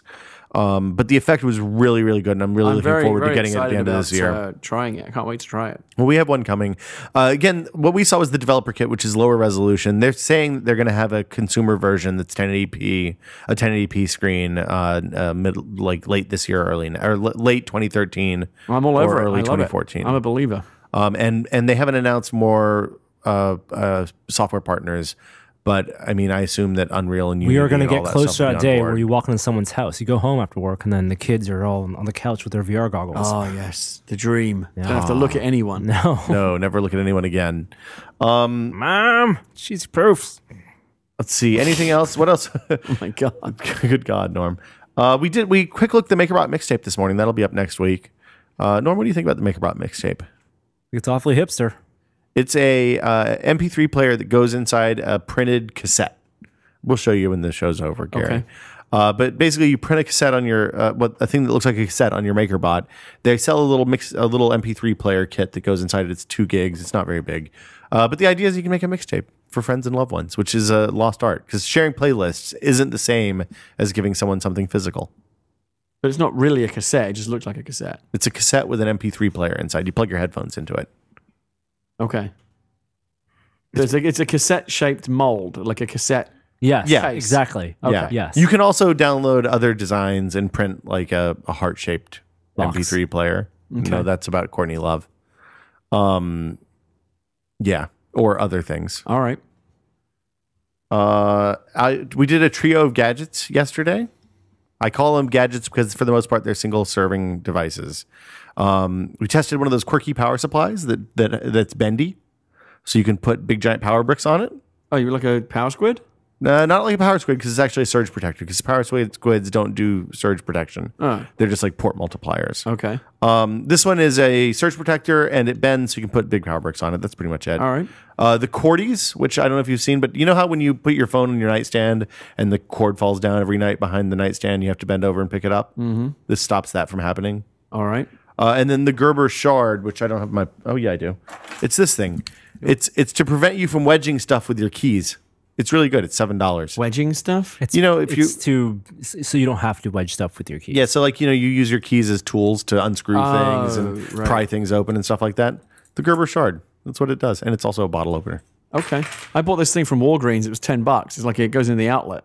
Okay, And it's an outlet split. You get 3 outlets, but you also get 2 little USB ports. that's nice. Yeah. I like those. My hotel, I stayed at a Kimpton, and they had something new that I'd never seen before. What's that? It was a charging station on your nightstand, and it had 220-volt outlets and 2 USB outlets, one of which was a 10-watt iPad outlet. I like that. So you had 4 potential charging stations, including one that would handle a laptop. That's great, because one of the problems in hotels is there's never enough outlets. Oh my God, there's never any outlets. And there are always those dumb ones in the base of the lamp. Yeah, that's what I had. In my room in Hawaii, they had the shitty outlets. And they also had something I haven't seen in many, many years, which is the Nintendo 64 controller for the hotel TV. Fake controller. The 3 one? That's a fake controller. Yeah. No, it's a real. You can play real Nintendo 64 games. I know, but it's not real. It's not the. No, it's a knockoff, but it's close enough. It's the Nintendo design. Yes. Yeah. It's almost but I don't think it's official. Made by Spectravision. Yeah. Licensed from Nintendo. Yeah, basically. Yeah. And then the last thing, pay by phone. We talked about Uber a little bit, which we like. Uber love Uber. Gives you a way to get car service in specific cities. One of the Uber drivers was telling me that they're going to be expanding next into Vegas and Miami, which I guess Vegas seems like two cities that would. Yeah. It's not like it's hard to get a cab in Vegas. Sometimes it is. It's hard to get a cab in style. Yeah. I think they had some legal problems in Boston, but it seems like that's getting worked out. There's also a thing called Magic Taxi that I haven't tried yet, but it does the same thing, but with taxis. So Magic Carpet Ride? No, that's there's one called Taxi Magic. Taxi Magic, sorry. But then you're waiting 45 minutes for a cab, and it's probably going to be a shitty cab, and the guy's not going to know what's going on. Sometimes the cab doesn't show up. Uber, when they say the nearest driver is 4 minutes away, he shows up in 4 minutes. When you see the little picture on the thing, so you see where the car is. It's a great app. Pay by phone for parking meters in San Francisco is a new thing. I have tried that and found it to be remarkably good. Oh, it works? It does work. You put it if the meter supports it. I haven't seen very many meters that actually do support Well, that. all the ones around here support it, which makes it work out okay. But yeah, recommended. Pay by phone. Good. If your meters support that, they're pretty cool. Okay. Let's take... So like you presumably get like an app and it tells you when the time's going to run out or whatever, and you can just reload it? Yeah. It sends you a text message. The app sends you a push alert and says it only lets you go up to the legal limit of that meter. Right. So it knows that if it's a 2-hour meter, you can't go beyond 2 hours. Right. But yeah, all that stuff works. I love it. It's very... Living in the future. The only downside is that they charge 45 cents as a service fee to do it. Such bullshit. Well, which seems bad until you realize that 45 cents is like 6 minutes of time on a San Francisco parking meter. That's true. I think it's $3 an hour now. So yeah. Outrageous. Yeah, it's criminal. What do you guys say about moving on to the next segment? Anything else we want to talk about that we've been What's testing? the next segment? I think we're done. Questions? Emails? Well, but we do the other one. Emails. We don't do emails. We do Emails. No. Questions. Boom. Speaking of Brad Shoemaker, he's on our podcast every week now. If you have a question for This Is Only a Test, the email address is podcast@tested.com. We're also taking questions for Still Untitled with Adam Savage for Adam. You don't have to send audio questions for that. You can send written questions, and we will read them with funny voices. Keep them short, under 45 seconds, and make them topical and interesting, please, or we will not use them. Here is the first question. Hey guys, Rob from England here with 2 questions and some hometown trivia for you. Firstly, my mum and girlfriend asked me to think of what I want for Christmas this year, and I was told off for not being able to come up with a physical object. I get my games off Steam, music off iTunes, and books off Amazon. And apparently a gift card isn't satisfying enough to give, and I detest receiving money. How do you guys deal with present buying and receiving in an increasingly digital world? Secondly, I've owned a Kindle for a little over a year now and recently found that reading paper books, sci-fi and fantasy tomes in particular, very uncomfortable due to hand placement, weight and angle of reading. Have you guys noticed this issue at all? Finally, my hometown trivia. In December last year, my hometown of Staines changed its name to Staines-upon-Thames in an attempt to disassociate itself from Ali G. Thanks very much and keep on testing. Well, it's good piece of trivia. Good, and a good. Yeah. I knew about the Staines thing because they're embarrassed by that whole Ali G thing. In the same way that Kazakhstan doesn't really love what he did to them either. I thought it was a good question. It's true. One of the side effects of everything going digital these days is that books and video games and any kind of content that you might give someone, it's harder and harder to give physical copies. If you're someone, a young adult, and you need to receive a present, frames are excellent. Like glasses frames? No. Like frames for pictures and posters. Well, but you got to do that custom for the device. That's what you give to old people. Yeah, why don't you get socks? I'll take frames. I'll take a 24 by 36 frame. You're a specific case. Or Hipster furniture. Norm. But what Nice what chair. happens is Furniture is expensive, though. what dude. happens is It that is your expensive. auntie or your granny doesn't know that. She's Socks. like, oh, young Socks. Johnny, he likes video games. I'll buy him a video game. Socks. Well, yeah, but like I like it's only when you socks. get older that you appreciate. Like socks are always good, but it's like a 20-year-old young kid Shot doesn't glasses. want to get. Tumblers. A good Yeah. whiskey glass. It is. I mean, it is true though. Like if you read all your books online or on a Kindle and you get all your video games that way, that is Yeah. Like nobody gift cards are kind of lame. I like Etsy. Cash. When I'm shopping for somebody, I like to go to Etsy and find something. It is custom kind of that sad now aligns that with when their you go to interest. GameStop and look at the PC section, it's basically just a rack selling Steam gift cards. That's it. Well, they're lucky they have that much. Yeah. No wonder they're going out of business. I don't think are they going out of business? I think You know, they're doing- Best Buy's going out of business. Yeah, we talked about that a couple weeks ago. 98%. Yeah, that's terrible, isn't it? Holy crap. What's 98%? Their like profits are 98% down. Pacta commented on it and made a comment. Apparently, this is true: is that people now just treat Best Buy like an Amazon showroom. You go there to get hands on with the products, decide what you want to buy, and then go home and get it on Amazon. I did that buying luggage the other Yeah. day at Macy's, but because of the Macy's fabulous Labor Day sale, I was able to get the luggage that I wanted at Macy's for the Amazon price. Do you feel guilty when you just scan stuff in stores I don't now and scan realize stuff that it's anymore. cheaper on Amazon? Oh, I do it all the time. It depends on which store it is. Don't go to the store. Know what you want. There's Sometimes a you like to value in browse. that. If I'm browsing, If you're browsing, there's some things you have to browse for. Media you never browse for because you Well, no, know. but sometimes, I wanna watch Captain sometimes I'm America. looking around the store and they'll be like, oh, I didn't realize that was a thing, or I didn't know that was available. But instead of just buying it there, I will first check to see if I can get it cheaper online. Well, books are the one place that Amazon does really well with the recommendation engine too. Like some of the other stuff is really janky and coffee bad. table books are better seen in person. Yeah, so coffee table books are always good for that sort of thing. But I cannot buy physical books anymore. It just seems like, and to his second point, Yeah. books seem really heavy now and awkward to hold. Yeah, I don't even like holding the iPad to read. I use the Kindle to read or the Nexus 7. Yeah. I bought a physical copy of a book for somebody the other day, and it was really funny because it was hardback, and I was like, "Wow, this is really It enormous." just seems so antiquated to me now. I'm getting ready to get rid of all the, well, not all of them, but the books that don't have sentimental value. 'Cause, Right. Yeah, makes me a little sad. One more question. This one is topical. Hey Tesla crew, this is Brian from Ireland. And having lived in 5 different countries, I'm what is known as a third culture kid, so I can't really say that I have a hometown nor any hometown trivia. I'm curious to hear your thoughts on esports, or what's more generally known as competitive video gaming. It's a phenomenon that's become increasingly popular lately and has drawn some seriously impressive numbers, like Dota 2's The International event, which was held last weekend, that had several 100,000 live viewers and a $1 million top prize. Even more casual games like Team Fortress 2 have a competitive scene, like last month's Insomnia 46 LAN in England had over 400 players from around the world. So, have you guys ever tried either playing or watching competitive games, and what did you think if so? Thanks. Now, this is interesting because, Gary, you think esports are really dumb. Well, no, that's actually a gross mischaracterization. But first of all, I would like to say that I don't care how many places you've lived. Everyone's got a hometown. Yeah. I think he's trying to kind of sound like a bit more of a citizen of the world than he really is. What's your hometown trivia, Gary? My hometown trivia? Yeah. I don't really think I have any. I mean, I guess I could widen it out for, to include all of London because that's where I was born. Okay. In which case, there's all kinds of amazing information about London. Yeah. But the sad particular little regional corner of it where I was born, there's not much to say. I was born in Bristol, Tennessee, which is the hometown, the birthplace of country music. Was it? Wow. Yeah. All right. That's a good one. Yeah, I was born in San Francisco. I was literally born within the sound of Bow Bells, which they tell you that's how you're an authentic East End Cockney. So I am one of those. Okay. You don't have the accent, though. No, because I've Gotcha. lived here for so many years.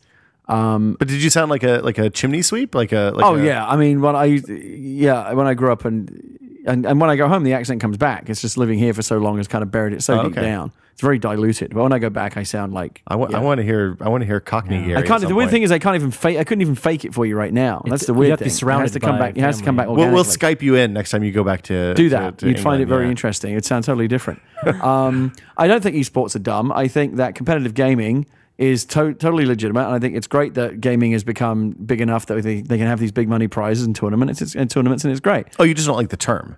I think calling them in any manner of sports is disingenuous. Is And bowling I a sport? don't really like the whole trying to make celebrities out of these people because they don't. and it's nothing new. Like esports have been going on since like 2000. Well, promoters have been capitalizing. Well, since before even that. I mean, when I was on PC Gamer, remember when Thresh was a big deal, and we had him as a columnist in the magazine for a while. He was the first. Give him his pink slip, Gary. He was the first real. You sacked Thresh? I didn't sack him. There were many letters asking to sack him. Dennis Fong is a nice guy, and he came into our office, and we all played him at Quake just to see how good he really was, and he fucking demolished us. PC Gamer did the same thing with Fatality. Yeah, that was really funny. He demolished them. That one was different though, because that one it wasn't free for all. It was 1 man versus 10, and the 1 man has a big advantage if they can avoid getting shot in 1 man versus 10. If they can avoid being shot in 1 man. No, I'm just saying. 10. From a scoring perspective, it's much harder for any one person to score on. Anyway, it doesn't matter. It's fascinating to see anyone who is absolutely the best at what they do. Yeah. Even if it's something like StarCraft. It's fascinating to watch that. And it is interesting to watch it, as I'm sure Norm will concur. It is the difference between watching like us playing ping pong and like Olympic ping pong. It's completely and utterly a different game at that level. And it's fascinating to watch them and how good they are. And, it's become a huge thing. Twitch TV, and they broadcast all these games now, these big money tournaments. What would you call it if you didn't call it esports? Well, I don't know. I just don't think you can call it a sport. To me, sport is something that requires some degree of athletic ability. Like, I wouldn't call it a sport any more than I would call chess or poker a sport. I don't know what you call it, but it ain't a sport. Competition. Yeah. If they had to pedal the e-games to keep the generators running to run their land, oh my god, that's impossible. Maybe that's something else. Oh boy. But yeah, APMs is not equal a sport. Norm, you watch a lot of StarCraft. Yeah, it's great. Do you? Yeah, you'll actually MOBA? pay money to watch events, right? Yeah, so you're like a legitimate. You're a real fan. Yeah, $15 every season. And you guys gather around the TV in Norm Manor, and something we used to, put up on the YouTubes, and there's tons of stuff you can watch. So I think a lot of the appeal is that you can play that game after. It's just like, people like basketball, go out and play some basketball afterward. Well, and watch some StarCraft, play some StarCraft. And the thing about StarCraft, especially more so than TF2, is and more Twitch games, is that I'm never going to be as fast as Thresh or Jonathan Wendell or Fatality or any of those guys, right? But I can look at something at a combination of units or whatever in StarCraft I'll never be as fast as those guys. You're never going to be as fast as them, but you can take the strategic stuff and learn from that. Like when I was watching stuff with Thresh. Well, that's true. When I watched Thresh and learned that learned which route he follows, then that shows a specific thing. That's true. No, Do you find that by watching those guys that it informs or improves your own game? Yes, absolutely. You learn a lot. And it has so much to do with the commentators. If you just watch the game, just like if you just watch a basketball game. StarCraft, because it's going so fast, you need them to provide the context. Well, it's the same thing with any sport. It's the commentator and the cut. Any competition. If you watch a baseball game without the audio or with just the game audio, it is boring as hell. I think that... Well, that's because baseball is very boring. It's slow. If you watch it on TV, you're not there. But if you watch, like basketball, having the commentators helps. Play by play and the color commentary. Sure. Okay. That'll do it for questions this week. If you have questions for us or for Still Entitled, send them to podcasttested.com. And that'll do it for our show this week. Thank you guys again. It's so good to see you again, Gary. I was away for too long, and I don't know how it's going to be going forward, but I'll always be here whenever I can. You were on a couple things to plug, right? You were on Sword and Laser last week? Yeah, so I did somehow manage to do Veronica asked me to do the Sword and Laser podcast, and I went on there and talked about After Earth and Walking Dead and Oliver and all kinds of my various different writing projects, and it was great. They have a very impressive set. It's really amazing. Are you saying our set's not impressive? It's more now. Yes, that's exactly what I'm saying. I think you would actually have to have a set in order for me to render judgment on it. Hey, this is a C-stand. That's part of a set. Okay, fair enough. But do you have an automatic airlock door that opens with like dry ice and shit? Because that's what they have next week. Yeah. Is there a dude behind the wall pulling the cord? Yes, the door? Just like on Star Trek. Really? There's a guy stands behind there and opens it. Does it make a whooshing noise? And he doesn't like it when they have to stand behind it too long because the dry ice, you start to get like so your funny. eyes watering and wow, it's wow. But they have a very impressive set. They have a dragon. And, when you're there, it's like there's really no way of knowing if you're on a TV set. Yeah. I mean, it could be a TV set. Internet and television. Like I said, when I go to IGN or CBS, GameSpot, Giant Bomb, it's like walking onto the set of like MSNBC now. It's not like it was when we were aggressively lo-fi. Yeah. Yeah. That's what we do. Yeah, you guys are keeping it real. Were you were on the laser part of Sword and Laser then, I guess, huh? Well, I mean, I guess it was a bit of a combination of both. But yeah, they have like it's their set. If you go on Sword and Laser, go onto Sword and Laser's YouTube channel, you'll see the most recent episode that I was on. The set is kind of similar, like Android's Dungeon kind of vibe. It's like a medieval fantasy bar, but with sci-fi elements. So it's like a medieval bar, but they have a airlock door. And in the fiction of their show, they are in some kind of orbiting satellite around Space. some alien planet. Yeah. And then What's the fiction of our show? It's entertaining. Yeah, that seems right. And then you were on. Well, you've been flogging Walking Dead. Yes, lately. mercilessly. Yeah. And we did the panel, and and that'll be on. Like for people that couldn't come to the panel, they recorded it. They'll put a video up of that soon, and then my actual episode of Playing Dead, in which we'll actually talk about episode 4, which is coming up soon. That'll be up soon, shortly as well. There's a good thing that Patrick's doing over on Bomb. That's like a postmortem of the episodes too. Yeah, he did the first 2. Yeah. And I guess he'll get through, he's going to do them all as they come out. He's got to play 3 still because it just came out. But Yeah. So episode 3 is out now if you haven't Episode 3 is out now. Episode 1 and 2 are out on iOS. Oh, they are. 2 is out on iOS already. Yeah, episode 3 is not out if you're in Europe because there's some weird thing going on with Sony where they're delaying. People in Europe have to wait longer. Okay. But 3 is out now, and 4 is actually coming along really more quickly than I expected. When are they planning to get the whole thing done by like end of the year? Is that the goal? I think they would love that because what they ultimately want to do is get all 5 out. Yeah. And then the plan is to have like an actual box. Oh, like an retail Xbox release disc with special features and stuff that would hopefully, they would want that out before the holidays. So that's a perfect gift for somebody who wants to get something There for you this go. Christmas is what you're saying. It is the perfect gift. The gift that keeps on giving. And that'll do it for us this week. For Norman Chan and Gary Whitta, thank you guys for listening. We'll be back next Thursday with another episode. Stay tuned for fake outtakes. Today's theme is brought to you by KJN. Hi there, I didn't see you. Test it.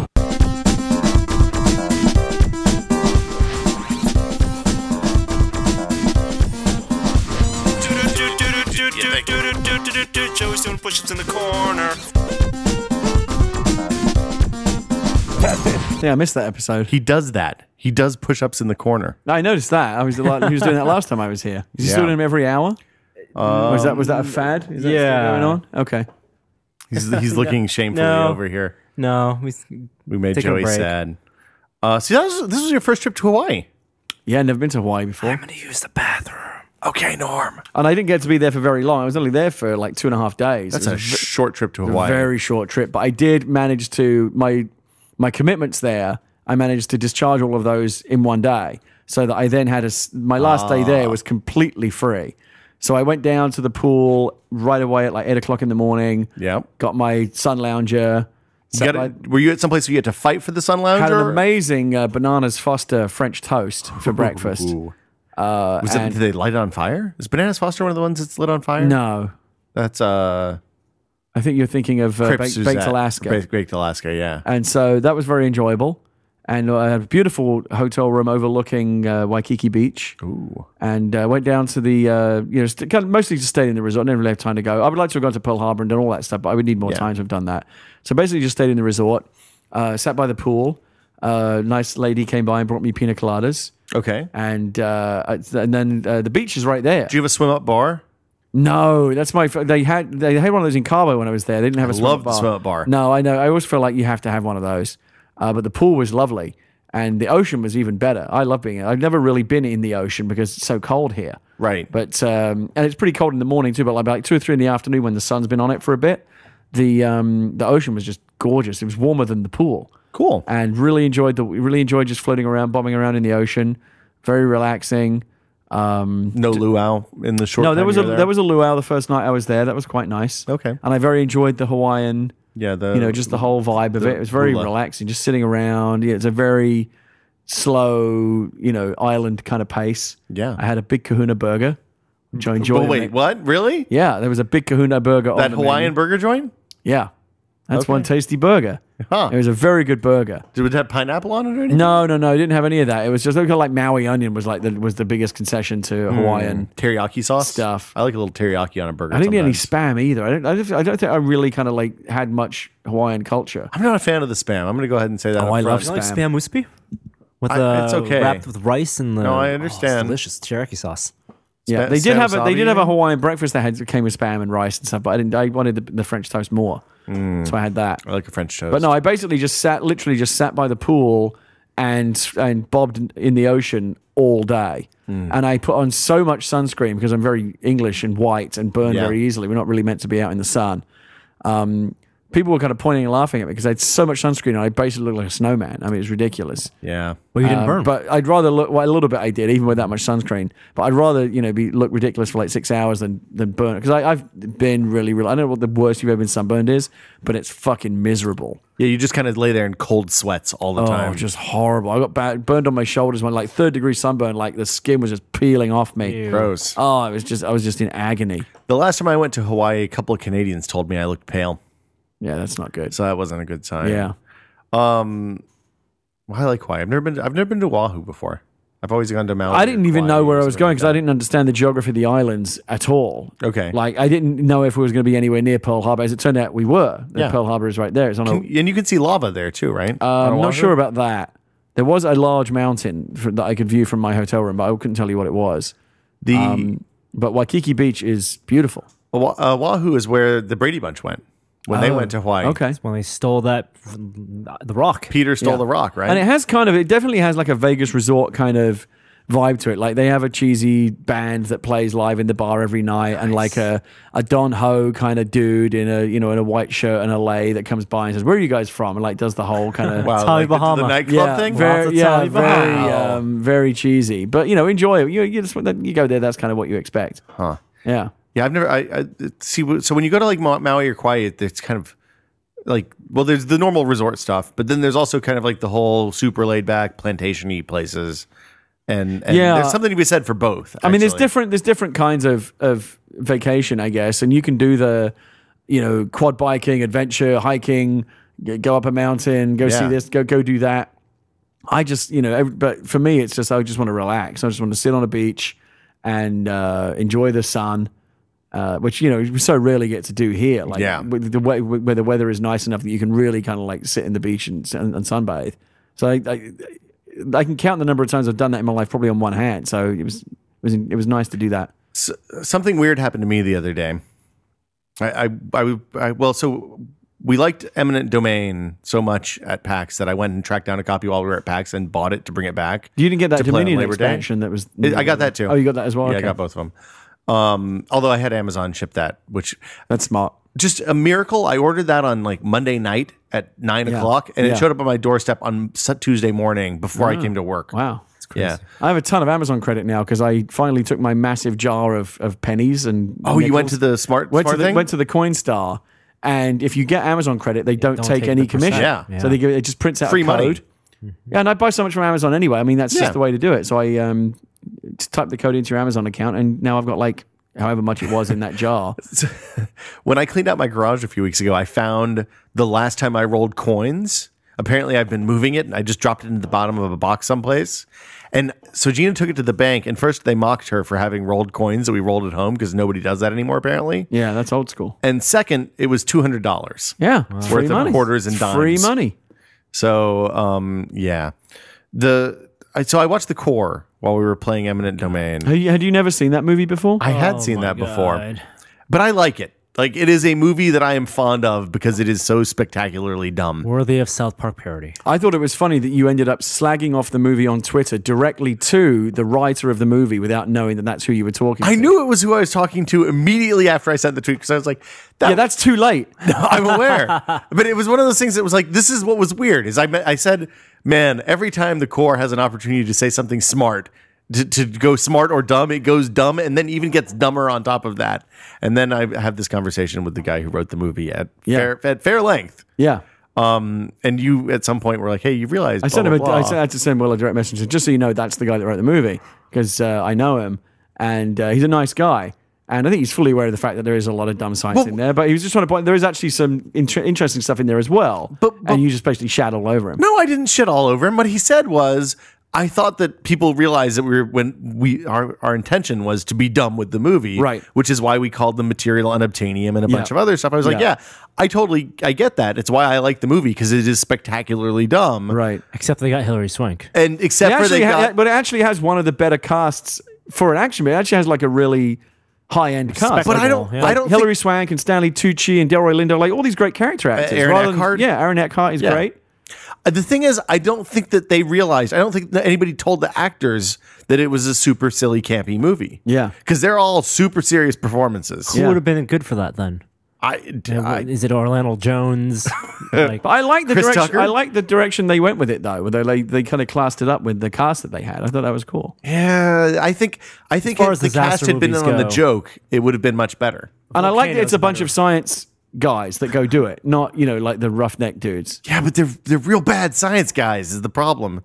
Nobody buys them as science guys. Oh, I enjoyed that movie. I'm telling you, as a fan of the movie, it is a crazy, silly movie. So, but I just at the end of this conversation, I sent you a Twitter DM. I was like, man, the internet has made things weird. It's weird. Yeah, you end up. Yeah, like that was the thing that at the end of the day, I was like, oh, okay. This is something that never would have happened 10 years ago. It has, we always talk about how like the internet has kind of created a global community, but it does put you're only ever 1 degree of separation from theoretically anyone. Yeah. You can be talking about some movie and some guy that was in the movie will say, oh yeah, I was in that. Yeah.